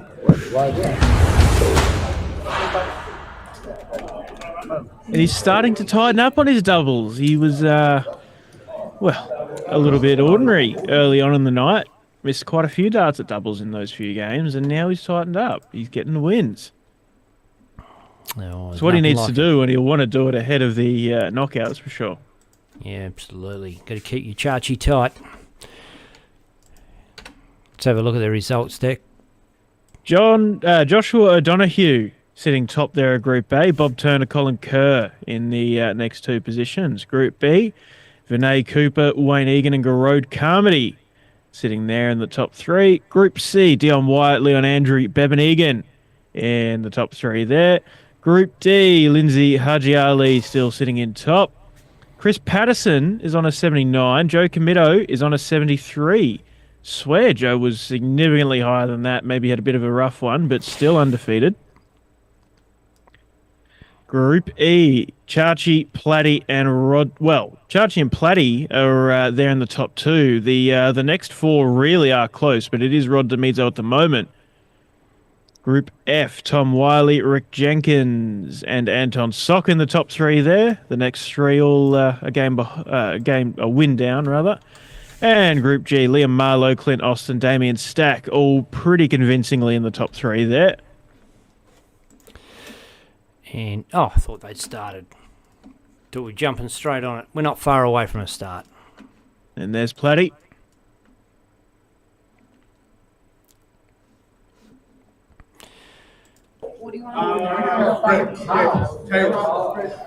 Just getting warmed up. And you'll notice Dave Platt is wearing the treble trainer shirt. Get that one in there.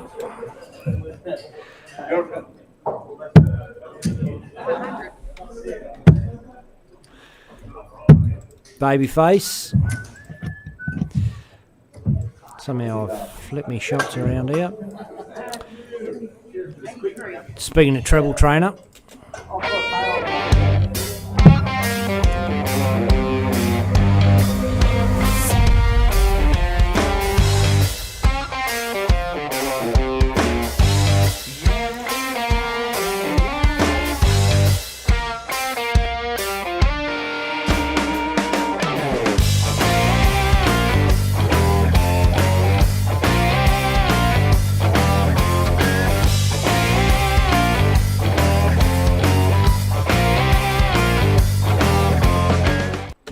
And it is game on, ladies and gentlemen. Dave Platt versus Jordan Waterman. Waterman opens with 80. 86. 100. Still can't believe it's not Platty in that bloody photo. I know. You know what? He sent me the stuff through last night. Said, "Oh, can you knock something up for my brother?" In the back of my mind, I had maybe it was he had a twin brother. I remember JK saying something about his twin brother looked so much more handsome than what he did, and blah blah blah. So I googled him, and I could not believe I was not looking at photos of Dave Platt rather than his brother in the photos. Incredible likeness. Still at this age, you'd think you'd sort of grow apart. And,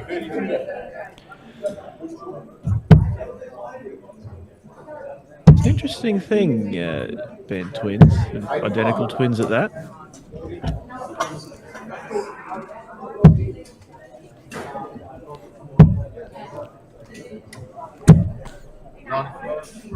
Well, there's that, I suppose the things that you hate about yourself, you can take out on someone else. I suppose so. So is that just me? Yeah, maybe. 85. You're beautiful the way you are, Ben. Oh, thanks, Declan, and you too. Thanks, man. But I already knew that. Oh, well, I needed your reassurance, so thank you. Oh, Jordan Waterman had 203. He's gone 20-20, and he's gone off the board. So fails to leave a finish. Platty bangs in a massive 139 there. Leaves himself 47. Jordan leaves a finish, but Platty should take this out here.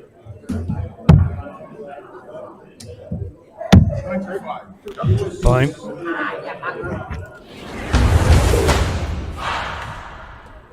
JK says Jonathan is way younger looking than his brother David. He's just going to get that on record as many times as he can.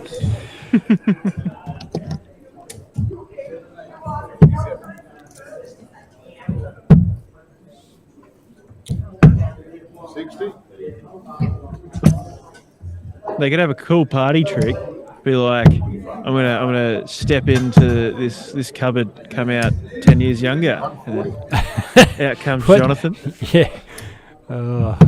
Yeah. The tricks you could play on your respective girlfriends or wives or whatever. Hilarious till you get pregnant.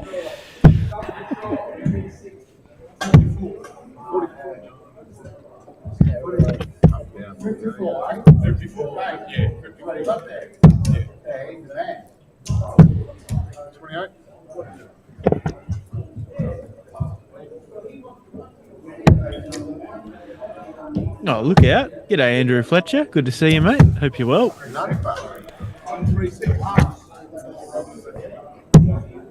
G'day, Fletch. 140. Fletch says, have you seen Jonathan's won a motor spot through ADC? I did see that Middlesbrough ADC event. I think he won. Having a crack at the motors. Yeah, awesome. We definitely got to make a joke or two about that when we get to see him on motors. Actually, after Platty has a shot at this. Oh, he's gone 36-36. He goes the double-double, and we've not seen him hit a lot of them, Declan. Not been super confident there. No, but I mean, 76, 2 darts in hand, going the double 18s isn't a bad route as long as you miss inside and not outside.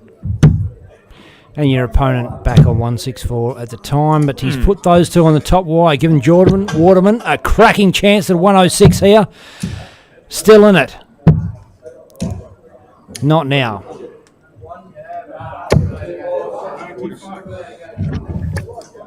Platty for Tops will tops. do.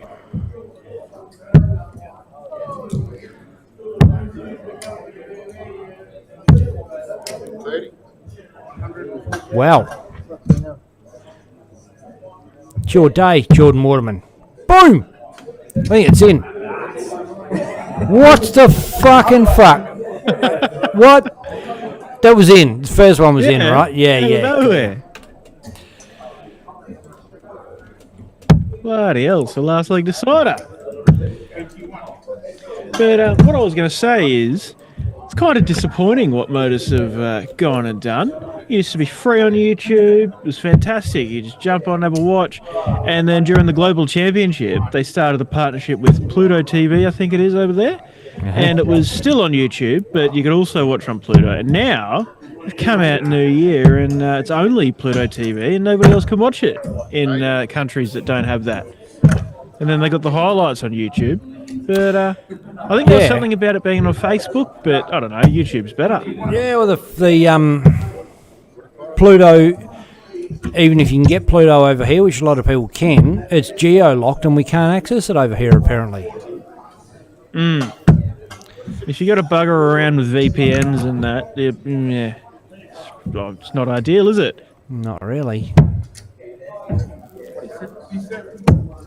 Oh, there we go. Fletch says it is coming back to YouTube. Nice, that's good. I think that was one of the best things about Modus is that even if you had to, get PDC TV to watch the PDC or, KO, whatever it is you're watching on, you'd always watch the Modus on YouTube if you just felt like watching some darts, and it'll be good when it comes back. I think it was quite good for what Modus is. I think YouTube's the kind of perfect place for it. And of course, having sponsors like Pluto TV is obviously valuable for the business model, but yeah. But Fletcher also corrected you there, Ben. It was the Midlands region, not Middlesbrough. 90 peg he hit, 18, double 18, double 18.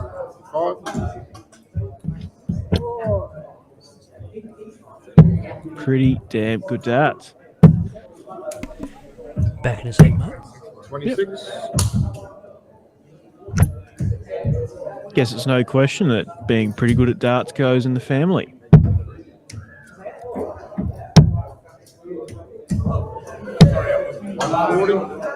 Big ton 40 there for Dave.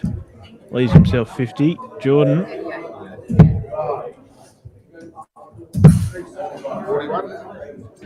Wanted a bit higher than that. 50 now for Dave.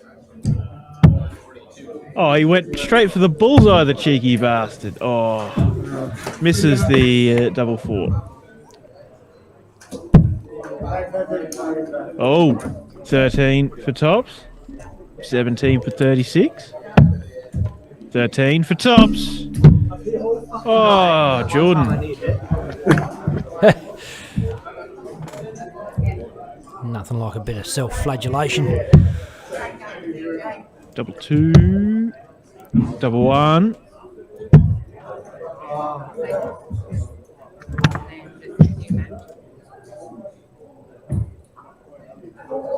Tops for Jordan.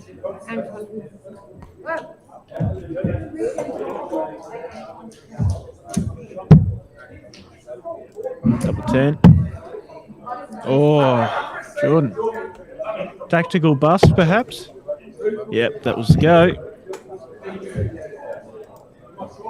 Double two. There it is.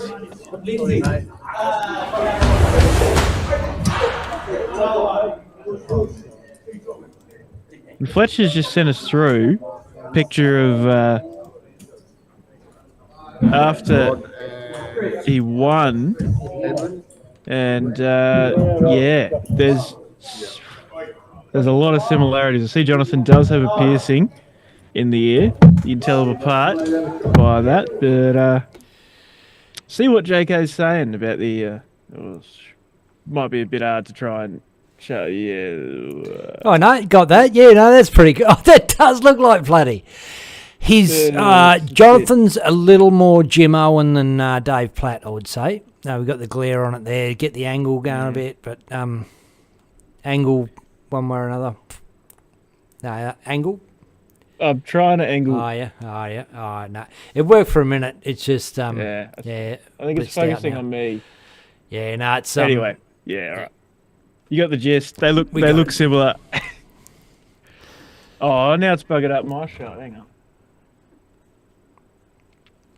Ah.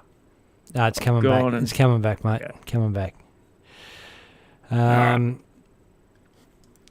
Well, let's have a quick squeeze at the bloody draw. Mm-hmm. I'll bring that up, do a refresher route, get that all good for you. Because I know you hate it when I just fuck it up. So I'll try my best, Declan. Right, all good.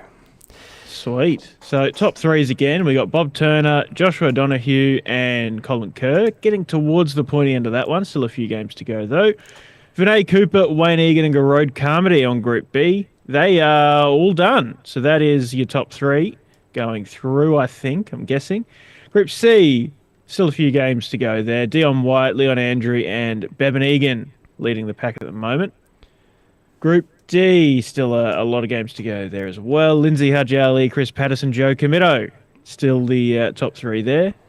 Group E, we still got a few games to go. Dave Platt, Keith Charchellis, and Rod Demito leading the pack, but Edwina Dryden not far off. Group F, Tom Wiley, Anton Sock, and Rick Jenkins leading there. Still good few games to go as well. And Group G, one game each left with Liam Marlowe, Clint Austin, and Damien Stack leading there. Rightio, we'll take you back to our main stream board. Mm-hmm. And talking of Modus, JK says Simon is in this week's finals night on his Modus debut, obviously after losing his tour card, unfortunately, at the tail end of last year, or start of this year, whatever it was. And Brando Weaning within the next 2 weeks at Modus. Also, Jeremy Fagg next week. I saw that on Facebook today. Congrats, Jeremy. Going to be good to see you there again. He's played before and played pretty solid. I think he was right up there on the first two nights of Group A, and then I think fell short on the final day last time. Going to be good to see him have another crack. And Brando winning next week on his Modus debut. Still Flight just says, just scrolled my feed. Modus is live on Facebook now. Yeah, there you go. So they are streaming to Facebook. Still, YouTube's better. But as Fletcher said, they will be back on YouTube whenever they can be. Is the plan. The players that, particularly from the Southern Hemisphere that have headed over to play in the UK, the Modus Super Series really gives them a good crack to play their way into a week full of darts where, you go to the Challenge Tour events and whatever and knock out all the way through. Well, there are group phases and whatever, but you don't really get a chance to play your way into those competitions. You're in or you're out kind of thing. You're hot or you're not, and it can be hard rocking up first thing in the morning and get dumped on your ass. So Modus gives them a better opportunity, have a bit more of a crack. Yeah, exactly. And I think this year's been, I guess, like the largest contingent and the most, I guess, diverse bunch of tournaments for the players that have gone over. You've had players at Lakeside, PDC World, you had my old man at the ADC Global Championship, you had a bunch of players at Q School and the Challenge Tours that followed, you had the Winmore World Masters, and now a few more players having cracks at Modus. Is just a lot of darts to be played if you're over there for that extended period of time. And when you've got tournaments like Lakeside and the PDC Worlds that are, you turn up, you play one knockout game potentially and you're gone, and you compare that to the Modus, you've got those few days to warm into it, and rough first day really doesn't put you out of it by any means. It's a great opportunity to get the experience and the match practice and just getting into the rhythm of rolling games and winning. Edwina on 208. Some solid visits in this leg. Oh, she's on. Ooh. Leaves 68. Rod has had quite a solid leg himself. 86. 54's in for 32. Ooh. Oh, I think he's hit the 77. Opportunity for Edwina. 68. 12 leaves 56, 2 darts in hand. 16 for tops. Oh, look, the last couple of darts there look pretty, I want to say lazy. Like she did not attack it like she'd been attacking earlier on. Yeah, I get what you mean. Perhaps it's nerves or willing the darts to go there, or don't know what it might be, but she's got another opportunity now with Rod missing the double four there. 3 goes, 32 now for Edwina. Oh. Yeah, even hearing the sound of that last dart hit, you hear her thump the board, the shot before, not quite so much intensity at it. So, and she has a very relaxed throw, and I want to take that away from her. I think that's a brilliant thing. But it just erred on the side of slack as Rod smacks in the double 1 to go a leg up. Kaboom. Yeah, even with a relaxed throw, there's still going to be an element of oomph, or a bit of oomph or attack in it, and I suppose having a relaxed throw, sometimes it can be hard to find that balance, and you go too relaxed or you try too hard. I like it. Don't get me wrong. First time I've seen Edwina throw, and big fan of the style.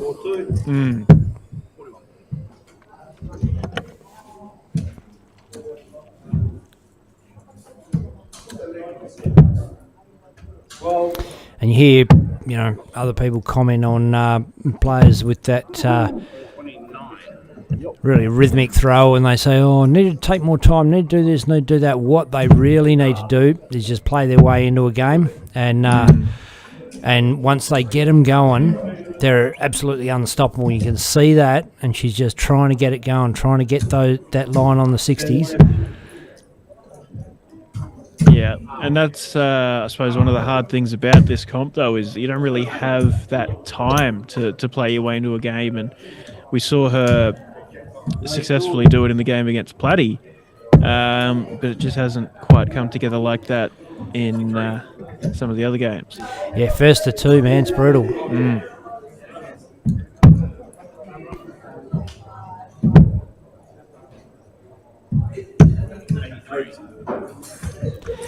And I'm the same when I play darts, Declan.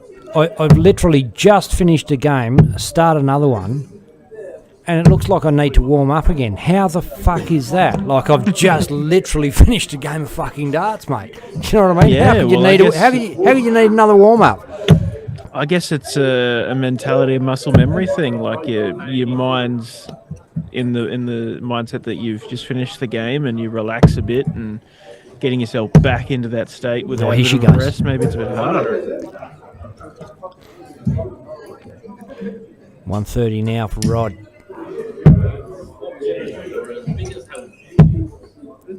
Bullseye. Bullseye. Has a red hot crack. Hits a ton. If you're not sure, Scorer's just said, "Oh, you went for it," and with Nice. his wiener on 191, perhaps didn't need to. Went for it anyway. Could have had a worse miss. Oh, Bang. massive visit, Edwina. Now they flow. Now they go in like they look like they're not going to go anywhere else. They're too easy to hit. And bang, Rod just smacks in that double 15. Boom.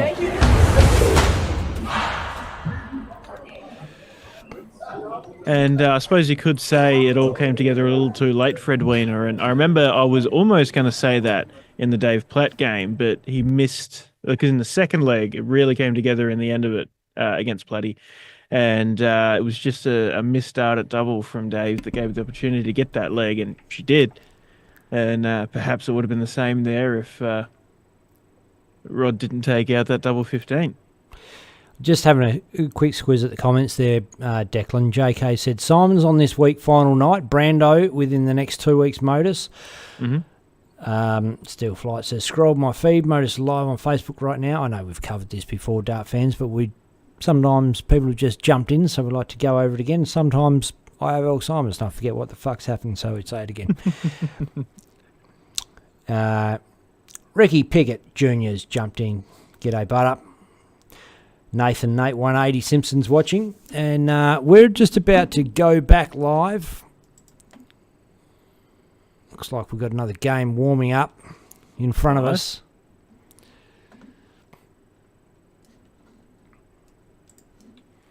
Big field tonight, Declan. How many players do we have? 40. 40 fucking players on a Friday night at Sterling Adriatic.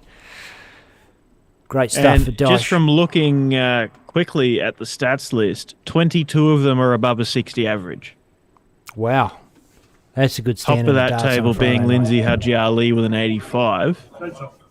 But, and look, a lot of players were higher than that, and they sort of like sunk into their group a little bit. So we can expect some solid 80 averages plus coming out of the knockout phase.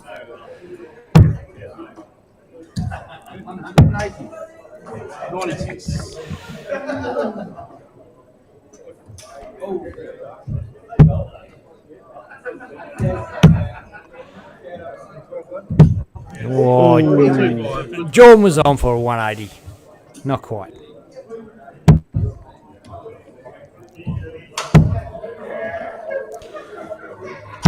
Oh, they're all around it. Nothing wrong with the first two.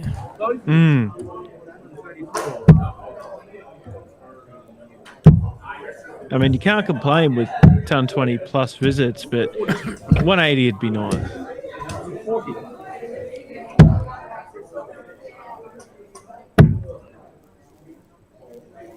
Had a bit of a night out myself. DSL HQ on Wednesday night, Deck. Bloody, 3 180s, 2 171s. Thank you very much. Nice. Was that before or after you went to sleep? It was real, mate. It was real. Nah, good to hear. You can play some pretty good darts when you feel like it.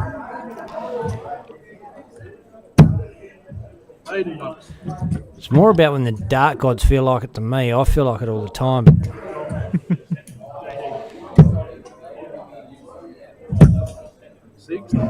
maybe you feel too much like it, and it's when you relax that bit more that it comes together. If I knew the secret. 64 with 2 darts in hand. Will he go for the 14? Doesn't really need to. Jordan being on, he doesn't. Yeah. Leaves tops. It would have been an argument for staying at 60s there.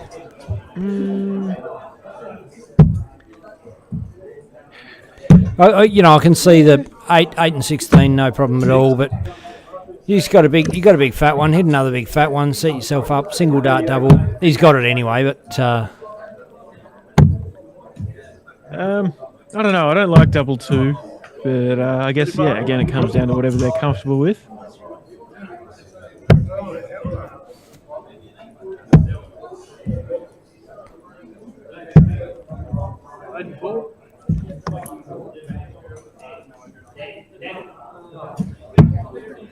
Oh, muffed it.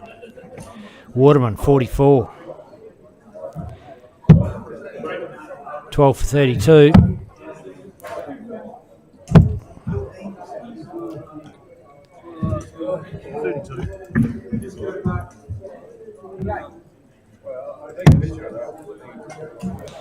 Double 1 he wants.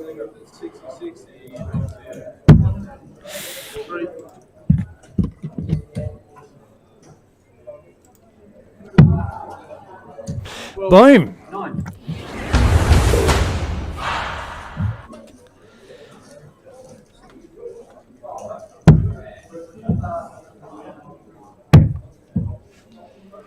Sorry, I was just attending to a message. I think Jonathan Platt's keen to check it out and was having some trouble finding the link. So just forward that on to Dave.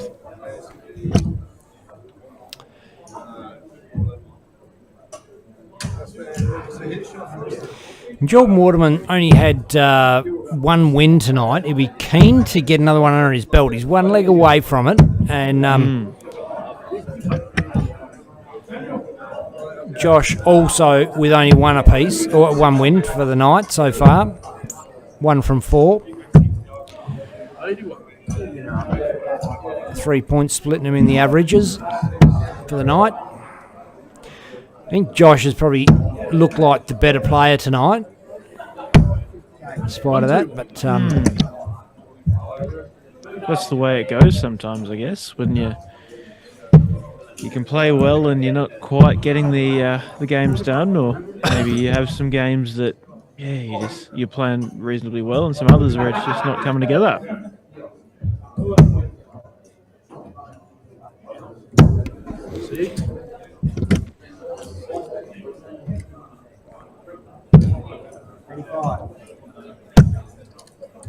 And even the best of players have moments when the pegs just get away from them. They just seem impossible to hit a double.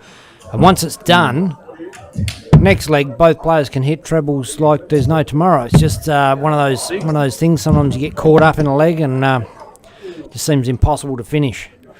Yeah, that is reflected in the average sometime. Not necessarily a great metric for gauging the player and ability, a player's ability over one night, you know.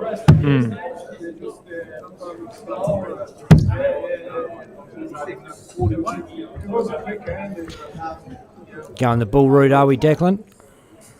Surely. Boom, he's in. Stays on it. Oh, steps back. Is that 75 on the board? Looks like it to me. 54. Can't quite tell. It's 54, so it's a single 4. Leaves 78. There you go. He leaves 60. Josh on 84. Has to go, really.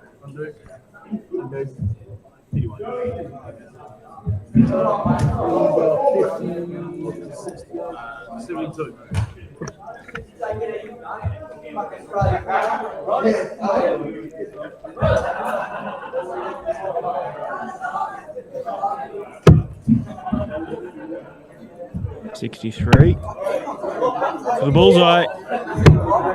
Oh, he's happy accident. Good miss. 32. Yeah. But 60 Jordan for can keep him straight. Oi, what the fuck? What's he done? 18 for tops. 18 for double 18. Ooh. What? Explain that to me, mate. I reckon it was a slip out of the hand. There's not really any other explanation for it. Double 8. And it's to the last leg. I've got to run to the bathroom. I'll be back.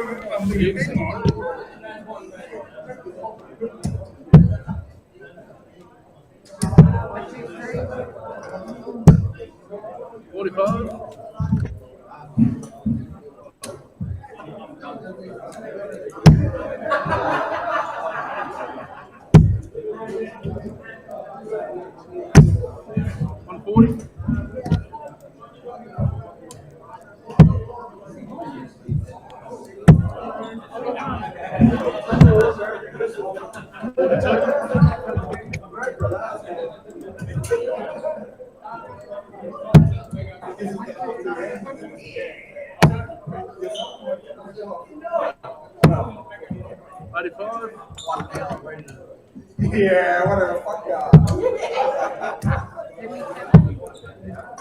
Here we go. Here we go.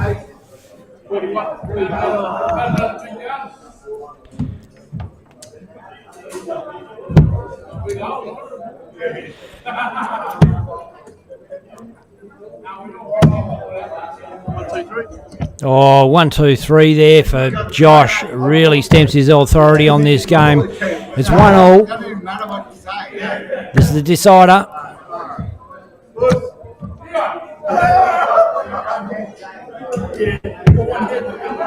That was what happened my last game.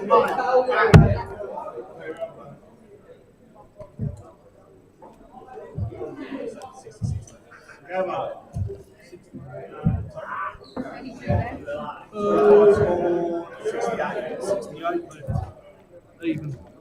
25 on the board, leaves 68.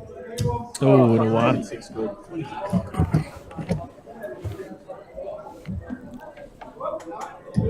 Jordan needs something big. Not starting with a 5. And he just chucks him at the bullseye.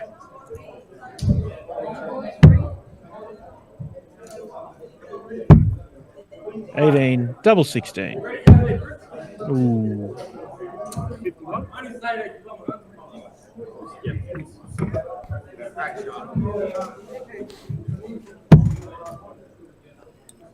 Now he finds the treble. Oh, And it's starting to go now. Oh.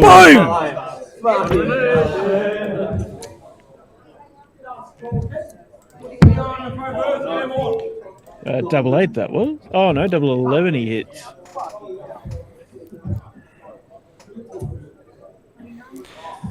$74 to fix it up. 16 tops. Oh, doesn't hit the fat one. I feel like Jordan's missed the big number a couple of times tonight. It's unfortunate, but it happens. I feel like our groan's almost harmonious. Like, I think we've just about got it down. Oh, boom, that's a bust. Oh, God. Waterman, 40. Boom! It's in the hole! He's won it! And just 6 or 9 darts ago, he was just chucking the darts at bullseye because he was like, oh, well, I've lost this one. And then he ends up taking it out. I mean, one had to go in. Not having signals balls the whole time. But I reckon it's probably worth catching up on what the story is around the grounds, mate. No problems at all. I can do that, mate. Comments have gone awfully quiet, though. They have, haven't Facebook they? I and think. YouTube. You know what? They've jumped over and started watching motors, the fucking arseholes. Group A is finished up, and that is Bob Turner, Josh O'Donoghue, and John Gardner going through, if it is 3 through, which is my guess. Group B, Vinay Cooper, Wayne Egan, and Garode Carmody from Group B. Group C, Dion Wyatt, Leon Andrew, and Kylie Stubbs. Looking like... Kyde Stubbs, rather. Looking like going through there. Group D, Chris Patterson, Joe Comito, Lindsay Haji Ali, the top 3 so far, but that should be pretty much guaranteed there. Group E, Dave Platt, Keith Chalice, and Rod DeMizzo, but Jordan Waterman, well, could be through to... yeah, it depends on that game, I think, from Rod DeMizzo. Group F, Rick Jenkins, EJ Dryden, Tom Wiley looking like going through. And Group G, Clint Austin, John Donnelly, and Liam Marlowe. That is all tied up there. They've all finished those games. There you go. Declan, can I just rewind and get you to explain this one to us? We're looking at our streaming board there. So we've got Rod DeMizzo and Jordan Waterman both on 2 wins. Waterman's played 5 games, so there's no more games. Done. More games for him to play, so he can't win anymore. He's on a higher average than Rod DeMizzo. If Rod loses his next game and doesn't bump his average above 57, does that mean Jordan goes through? No. Now that I've looked at it again, no, because Rod DeMizzo can only lose 2 legs, and therefore -1 is still better than -2. So Rod DeMizzo's through no matter what. Got you. So you're talking about the legs lost. Legs plus minus. Minus. Yep. Yeah, righto. Got you. That's another lesson there from And I think the there's another board that's shaped up the same. It might be Group F. Oh, okay. But yeah. Righto. Well, we're back in the room. Things are looking better and better by the minute as we head into the knockout phase, and Chachi up there warming up. Not even sure who it is. Last game. Looks like it might be Edwina and Chachi, perhaps. Doesn't. It is Keith Chalice, Edwina Dryden. and Platty scoring. Oh, we're going to get a call then. Mm-hmm. Chachi straight in.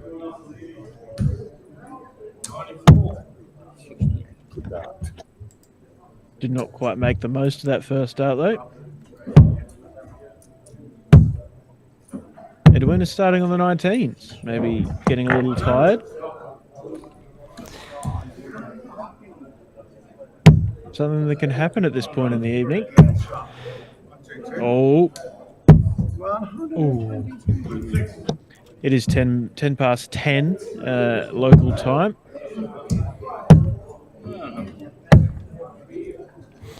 I sometimes play myself into a game on the 19s, just something different.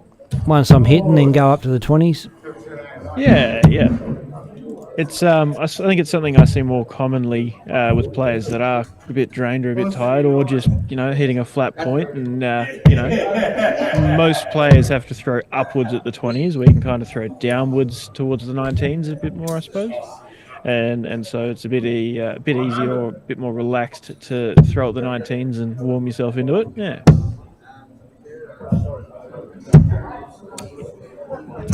I think I remember a final between Robbie King and the late Stuart Leach years ago.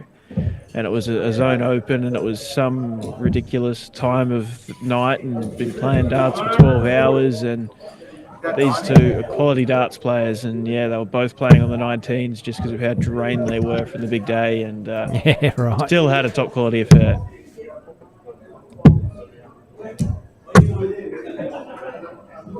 50 for Chachi.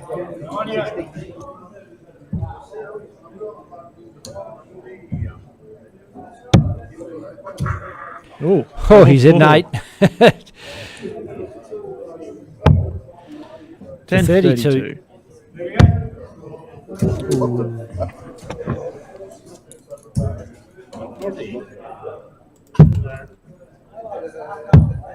Edwina really just wants to bring it down. Would have been hoping for a bit more than that, but can just focus and reset for next leg. She has the darts. Double 4, Chachi.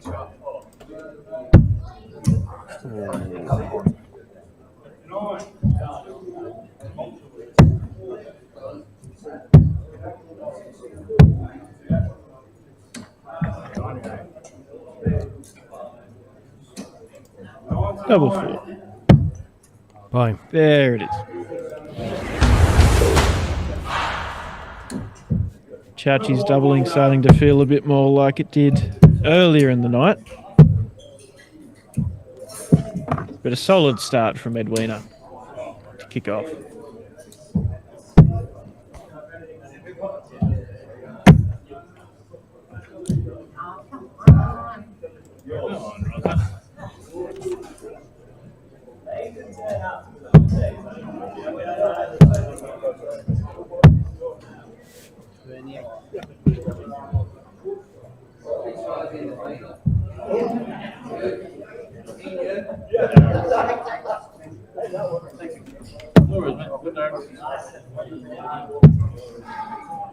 Wrong. Great shot.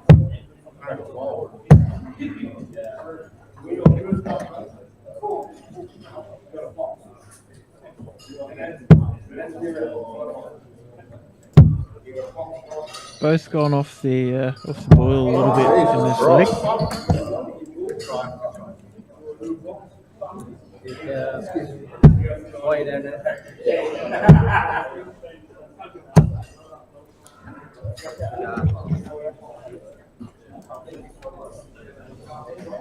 Great visit there from Edwina.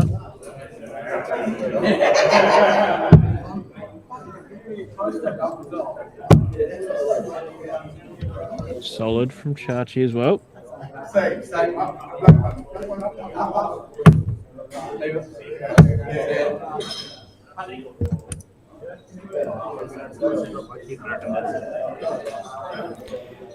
We've got a swap of scorer there as Pluddy goes off to play a game. Perhaps. Well, I guess that'll make this the last round robin stream game, perhaps.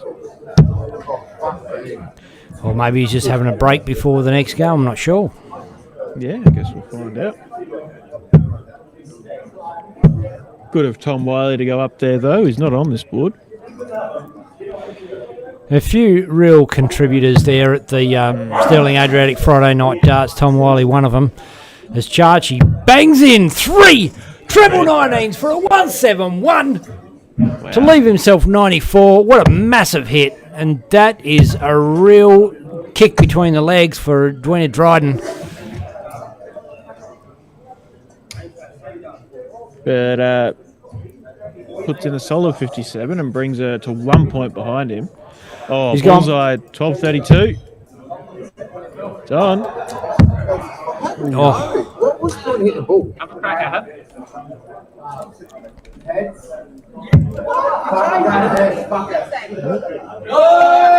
Single 19, 76. Went for the treble 12, didn't quite get it. So, 3 at double 16, Chachi. There it is.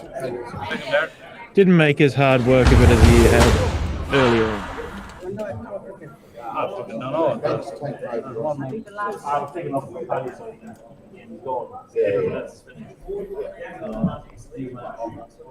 Which I think is probably We got one. Yeah. Paddy and Rod.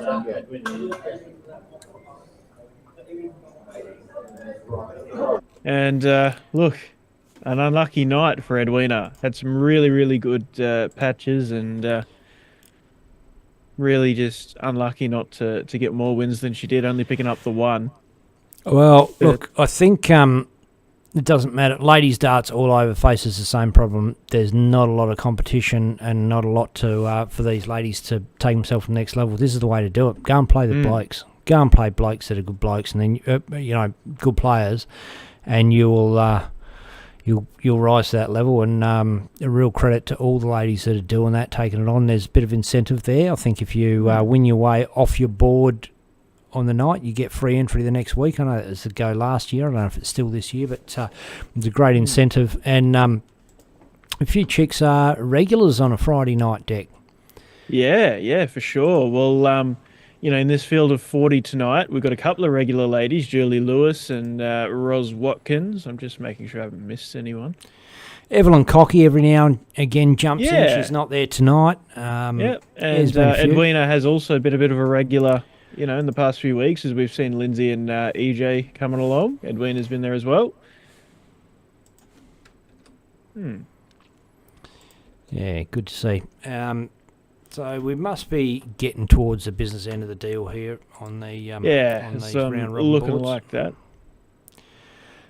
Bloody warming up, so I think we're going to have his game on the stream board next. Going to be one to watch.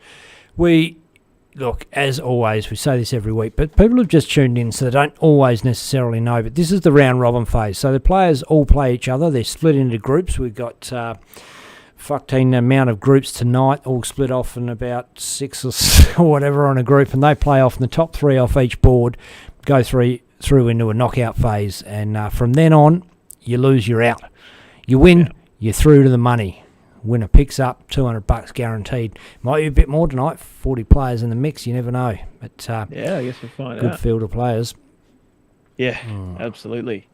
And good mixed bag tonight. A lot of good players, and the way that it pretty much always works out is that the player who tops the averages in the round robin loses first game.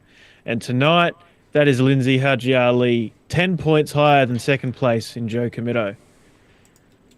I suppose Platty could pull out an absolute blinder, but I don't think he can jump 15 points in 2 to 3 legs of darts,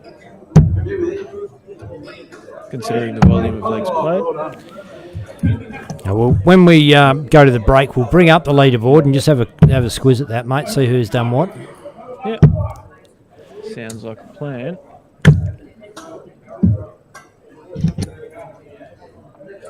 Platty firing in a solid ton to start off.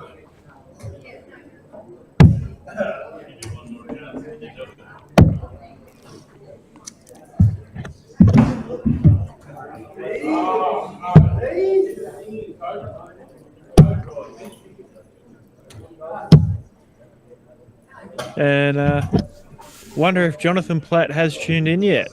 If you're there, Jonathan, say g'day. We've been talking about you a bit tonight, and your brother's here having a pretty solid game. Pretty solid night, really, as we've come to expect. Simon Urick's calling for Garode in the final. Is it too early to call out who you reckon's going to be in the final? I don't think so. I've been calling for it early. I reckon the earlier you make your pick, the more kudos you got at the end if you've picked the finalist and picked a winner. Nothing in it for you except street cred. Well, I mean, JK usually goes early, and he'll be like, "Well, it'll be this person or this person, but if it's not them, it's this person." And then the one or two of them will lose, and he'll be like, "Well, it's this person then." It's usually pretty right. He gets it right. Jordan Waterman in the comments says, "I would like to mention it was a slip, not 10 bull." I was like, "What the fuck?" Figured that was the case. Thanks for clearing that up.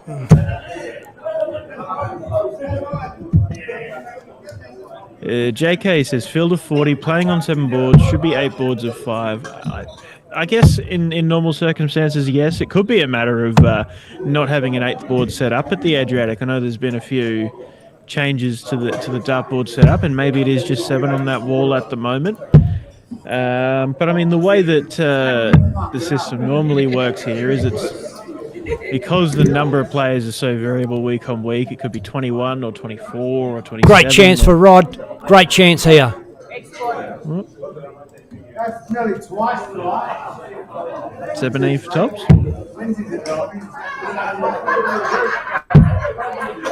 Oh, Double 10. Double 5. Oh, and he doesn't bust. He leaves himself double 1. Tops for same Rod. the average.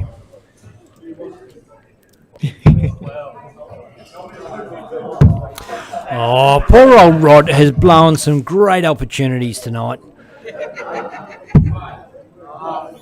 He's been well ahead on legs, but look, he comes back. 32. Didn't think Dave Platt was going to give him this opportunity. Again, another opportunity. He's plumb on 32. Doesn't mind it. Boom! There it goes. When I say he's let a few opportunities go, he's also taken a few by the scruff of the neck and gone, hey, this is mine. And he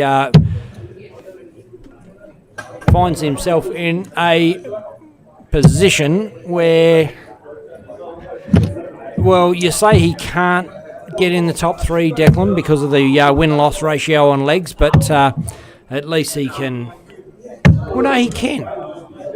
No, he can't fall out, mate. He can't fall out. He can't fall out. Sorry, he can't fall out. Got you. I see what you're saying. Yep.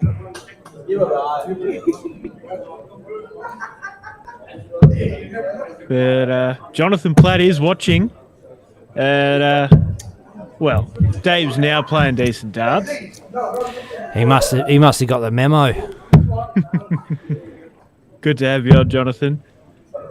Once we finish up, you can watch back and hear us talking all about you. Andrew Fletcher was telling us a bit about your run to the ADC win and qualifying for Modus. And all the best, mate. Going to be good to see you on there. And if you see a joke or two on our page about you and Dave, then don't be surprised. JK's calling the Waterboy up against Lindsay Haji Ali. Joe Cometto, of course, being the Waterboy. I reckon it's a solid shout. I guess it depends on what way the knockout bracket unfolds, but wouldn't put it past him.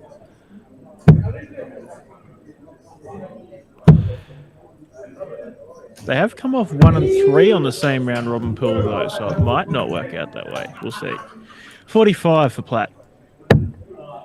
13, 32. Boom. Tidy.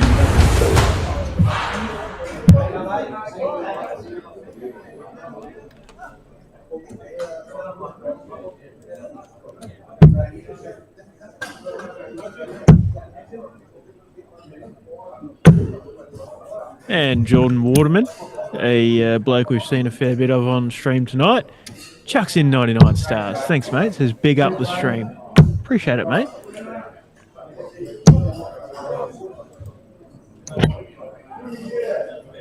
Graham Groves said the first round of the Wayne White Challenger Series in Western Australia is on the 22nd of Feb. Played once a month is a great chance for our top women players who average less than 70 to play against similar averages. Well, I've heard the Wayne White Challenger Series name thrown around a fair bit, so get behind it and give it a crack. All the best to everyone having a go. A few weeks yet to get your name in, I'm guessing.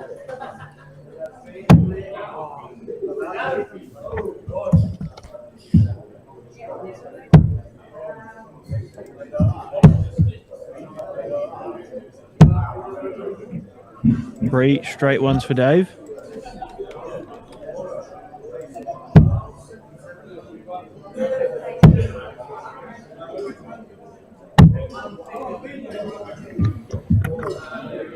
Rod drops down, picks up.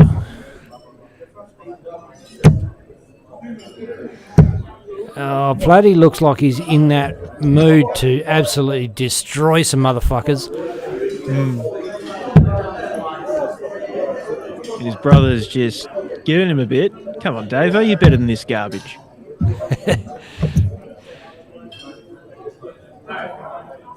I messaged Platty this morning. You said, is Jonathan your twin? And he said, yep, he's way better at darts than me. Okay. Well, the way that he's playing here, you'd think that's not that hard.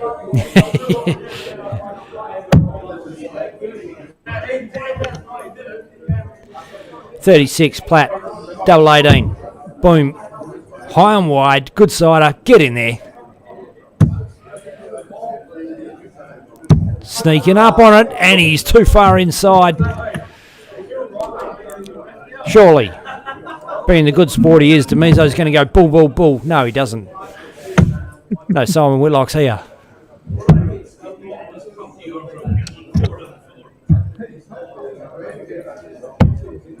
Boom, there it is. Rod Demizo took the opportunity in the first leg and set off a bit of a firecracker underneath Dave Platt, and he wasn't keen to let it slip from there. Yeah, absolutely. And while we got Jonathan on, we were talking about Dave Platt's shirt before and what it's all about. Put together a little thing just to explain it for you, dart fans. This is a bloody brilliant idea, Declan. We talk about the looking at the dot instead of just looking at a general segment. The philosophy's all there. Jump on the website and check it out. But here we go.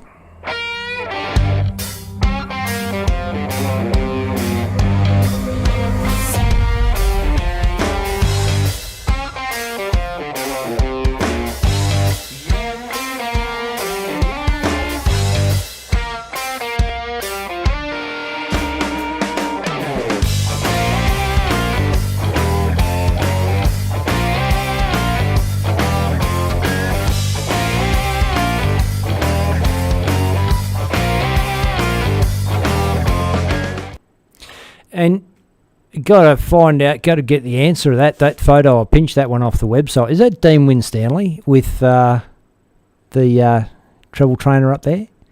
I think it could be. Looks like it. Good player.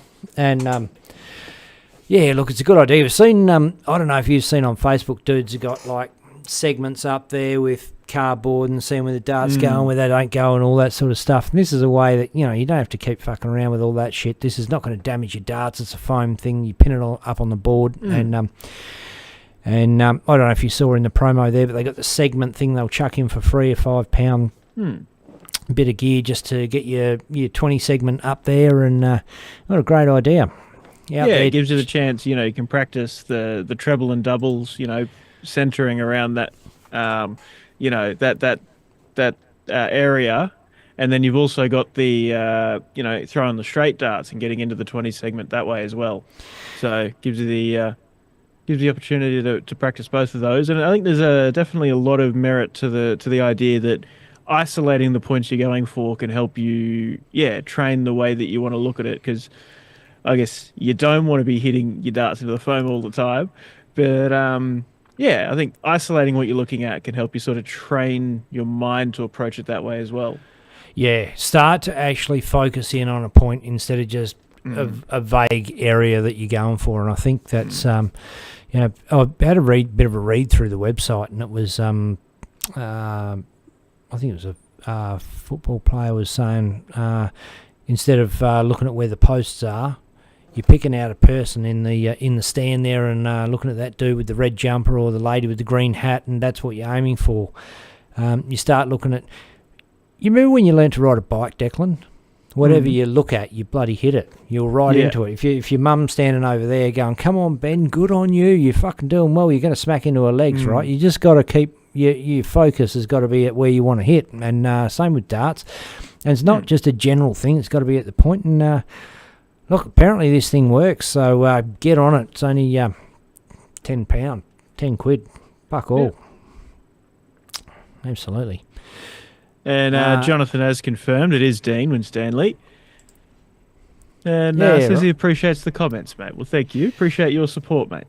And we had Dean. Dean's been on the stream back in the day. I don't know if it was before your time or not, Declan. Dean Winstanley came on and had a yak, and... his missus, and he was out in a van, and So anyway, You say And he his said- missus, you mean Lorraine Winstanley, the superstar. okay. Lorraine and her mister have been on the stream. No, it was good they come on and had a good yak. Anyway, round robin's over, and it's going to be knockout phase very shortly. As soon as that draw is done, we'll bring it up. We're going to take a short break, Dart fans. Be back soon with the knockout phase. Ladies and gentlemen, former PDC star David Babyface Platt heads up to Dosh to present the Dosh Adriatic Friday Night Darts. Everyone's welcome every Friday night to play for cash, play for fun. The Sterling Adriatic Centre, WA. Everyone welcome, come on down. All money paid out on the night. Weekly KTA jackpot of $2.5 grand plus play your What a card game on our right cash hands, prize. ladies and gentlemen. It is one apiece. Nino Galinich, Tom Wiley. Good. Live. Boom. We're back. The fuck's going on, Declan? Dave's moving pretty bloody quickly, mate. That's what's going on. He's got the It's- knockout bracket already. He's got the boards assigned. We know who we're going to be having on the stream board. It's straight into it, mate. Oh, well, let's have a quick run through the draw because we want to know who's playing who. Yep, so Bob Turner with a bye through to play the winner of Joe Comito, Rod Demito on board number 5, which is our streaming board. So we'll see Rod once again, as well as the Waterboy PDC World Championship qualifier, Joe Comito. Wayne Egan, Dion Wyatt through to play each other in the second round. Chris Patterson through to play the winner of John Donnelly and Garode Carmody. Dave Platt through to play the winner of Tom Wiley and Liam Marlowe. Vinay Cooper to play the winner of Clyde Stubbs and EJ Dryden. Clint Austin and Joshua O'Donoghue through to play each other in the second round. Leon Andrew through to play the winner of Keith Chad-Chalice and John Gardner. And Rick Jenkins, Lindsay Haji Ali taking on each other in the second round. And I think the game is just about up. Oh, no, players are warming up, so it won't be too far away. There's Joey, the Waterboy. And geez, hasn't Joe made a name for himself? Got in the Masters over at Wollongong, up on the big stage in Australia. Made the World Championships and headed over there. And now, step by step, he's clawed his way all the way up to the Sterling Adriatic Friday Night Darts and finds himself in the knockout phase. Good, great work, Joe.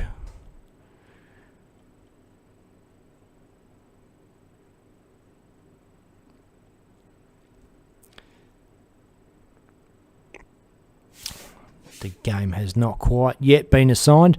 Might have jumped ahead of ourselves. And just double checking if I still got you, Declan. Yeah, mate, yep. Sorry, yep, I was yep, quiet. no, I was yep. answering Peter Bird's comment. He says he No, likes the all idea good. of the treble trainer and what's the name of the website. So just dropped it there in the comments for anyone interested. Oh, great idea. Great idea.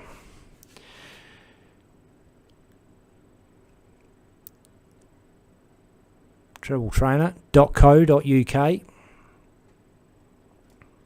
JK says Joe fucked his on TV. Whoa.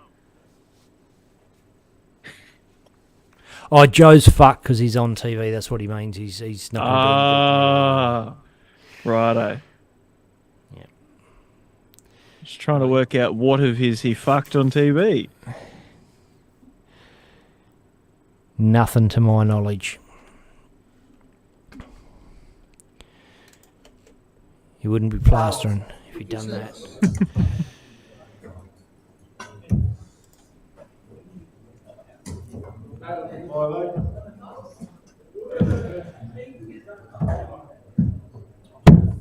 Boom. Game's underway. I'm going to take a short break. Be back with you soon, mate. Yep, too easy. I got it from here. Couple of awkward darts in the ones for Rod, but a big 57 to tidy that up.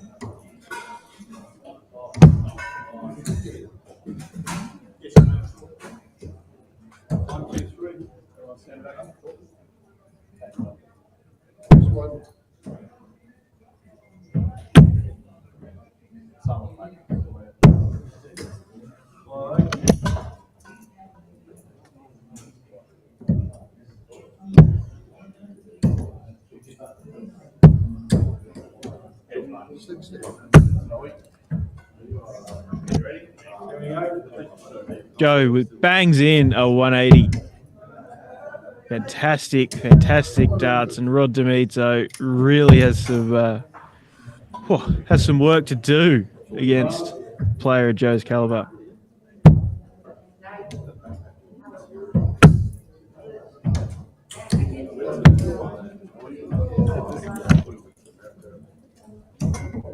And a 137 as well, 89, potential 11 dart leg for Joe in the first leg of the knockouts.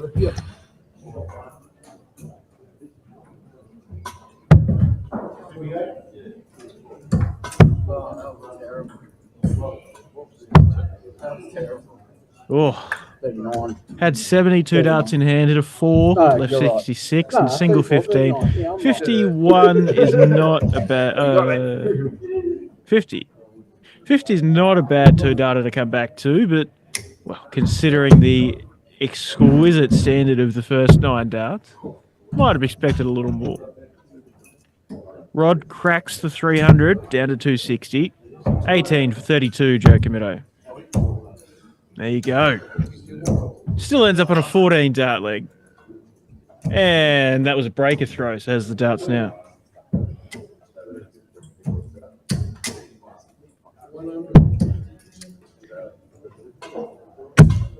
And just looking at time zones and things.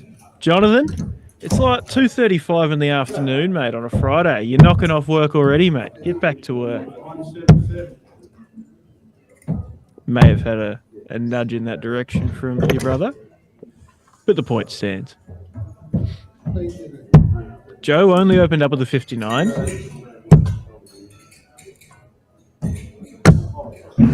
Oh, and a 60. 2 trebleless visits from the DPA number 1.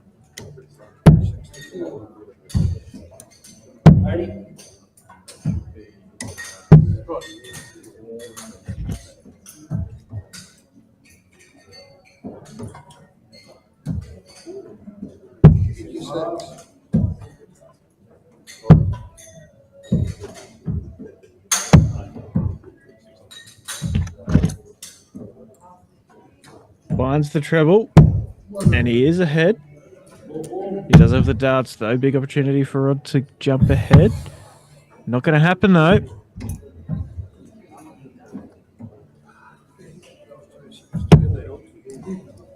Oh, and he's in. Oh. 80, is it? And 1 and a 19, but he still maintains the lead. And Rod's certainly playing better in this leg, but Joe was finished last leg by this visit. Leaves 105. Jonathan says it's Poets Day here. Piss off early, tomorrow's sad day. Yeah, I've heard that one once or twice. It's pretty good. Fair enough, mate. Enjoy the early knockoff, and hope you have a great weekend.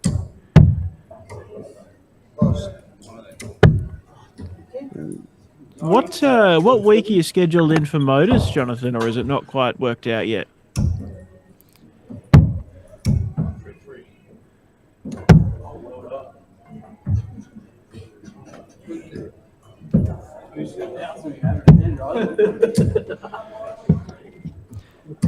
$58 for Joe for a 2-0 win. Oh, another one at the 18s. No, he went for the 14s. He misses the big number twice. Leaves himself tops. Rod for 72. Oh, he's made a mess of it. Great opportunity for Rod to get a leg on the board here. And this is against the throw. So he would come home with the throw if he can take this 67 required. 51 goes! Oh! Oh. Wow. My God, wrong Tops side of the for wire. Joe. There it is.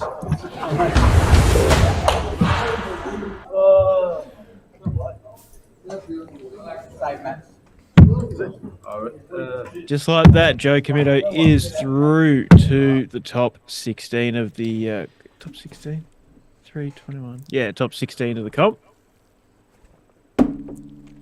And catching up on some comments, Simon Nurek says, "Hey, Josh Borovina, would you a game soon?" Josh Borovina says, "Was going to come down tonight, but got a lot on at the present time."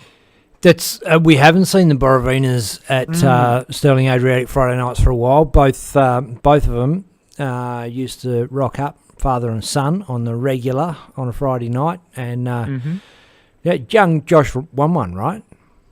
I think so. Yeah. Yeah, I'm pretty sure he did. Yeah, and ran a few as well, chipped in there and helped out. Yeah, and Tony, Tony was been up there and about, so I don't think Tony's won one, but I know Josh has. And yeah, just had a magic night, and yeah, good to see. A quick run through what's going on. Not a whole bunch has changed. So Joe Comito obviously beat Rod 2-zip. John Donnelly's beat Garode 2-zip, and oh look, I'll just put it up there. Fuck it. EJ 2-zip over Kai Stubbs, and Keith Charcellis 2-zip on John Gardner. So the other games are well, the rest of them are mostly buys. There's still a couple of games underway, so won't be too far away from a round 2 game. Yeah. That's the thing with starting off the second round at the same time, is you then got to kind of pick your games to get one on the stream next up, and Platty's not playing yet, I don't think. Yeah, absolutely. Just going to have a look at what's coming up at Sterling Adriatic Centre on this year, 2025.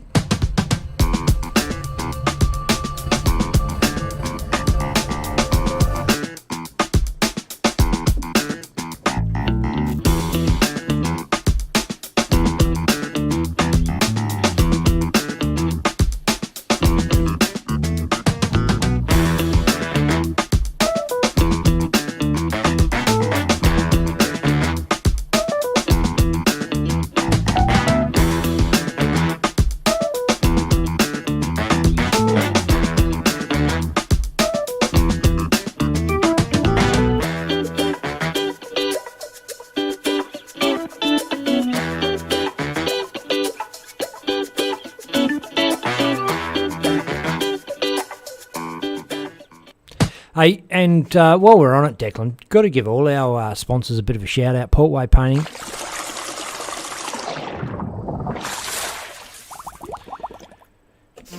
Get Blasted Rendering.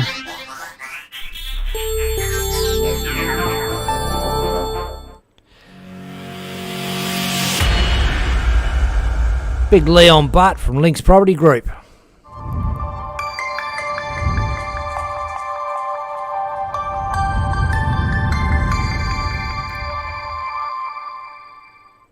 Anyone even know who Greg Walsh is? It's that dude, Mining Electrical Solutions. And the old boy.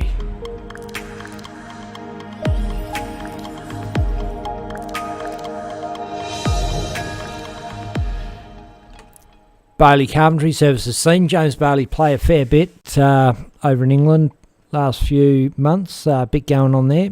We'll get back to that in a minute. But because we don't want to miss out. One of my mates, Brent Kenny. Well, James Bailey. They're all my mates, but Brent Kenny, right around the corner. Aussie Dart Supplies Online.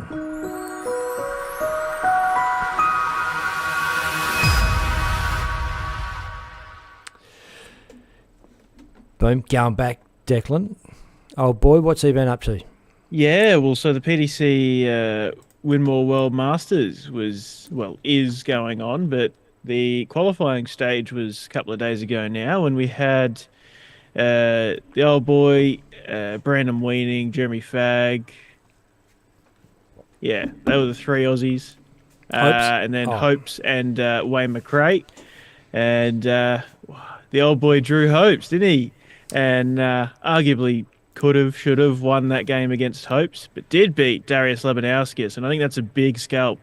You know, obviously, Dad knows how to play darts, but to get a win against a player like Darius, who's been there, done that so many times, big achievement. And ended up being Darius go through by fine margins. Jeremy Fagg got a win as well. It's cutthroat format, that. It was first to 2 sets, and you play 2 games in your round robin, and top person goes through to the next. Whittled down something like 100 players to 8 to go into the bracket. And Brando Weaning didn't unfortunately pick up a win. Hopes, again, got 1 win. And Wayne Egan, I think, also wasn't able to get a win. But yeah, now we're in the main bracket, and it's all going on like a normal PDC comp, really. Damo, I think, got a opening round win last night. And we are back into it. Knockout round. Wayne Egan, Dion Wyatt.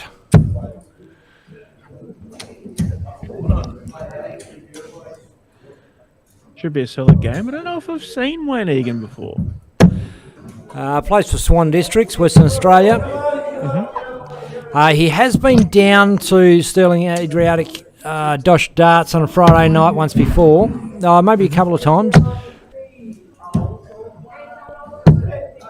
Certainly looks like he knows how to play darts. Oh, he's a solid player. Don't worry about that. Dion, we know he can play darts. He's won quite a few of these comps. And he is using the Condor 120 flights, the 3 fin as opposed to the standard 4 fin flight. Saw that from Kim Lewis in the Bunbury Classic, and a few other players. I think Connor Scott on the PDC circuit. Oh, look, Dion looks like he's on fire at the moment. Back-to-back 140s to leave 32.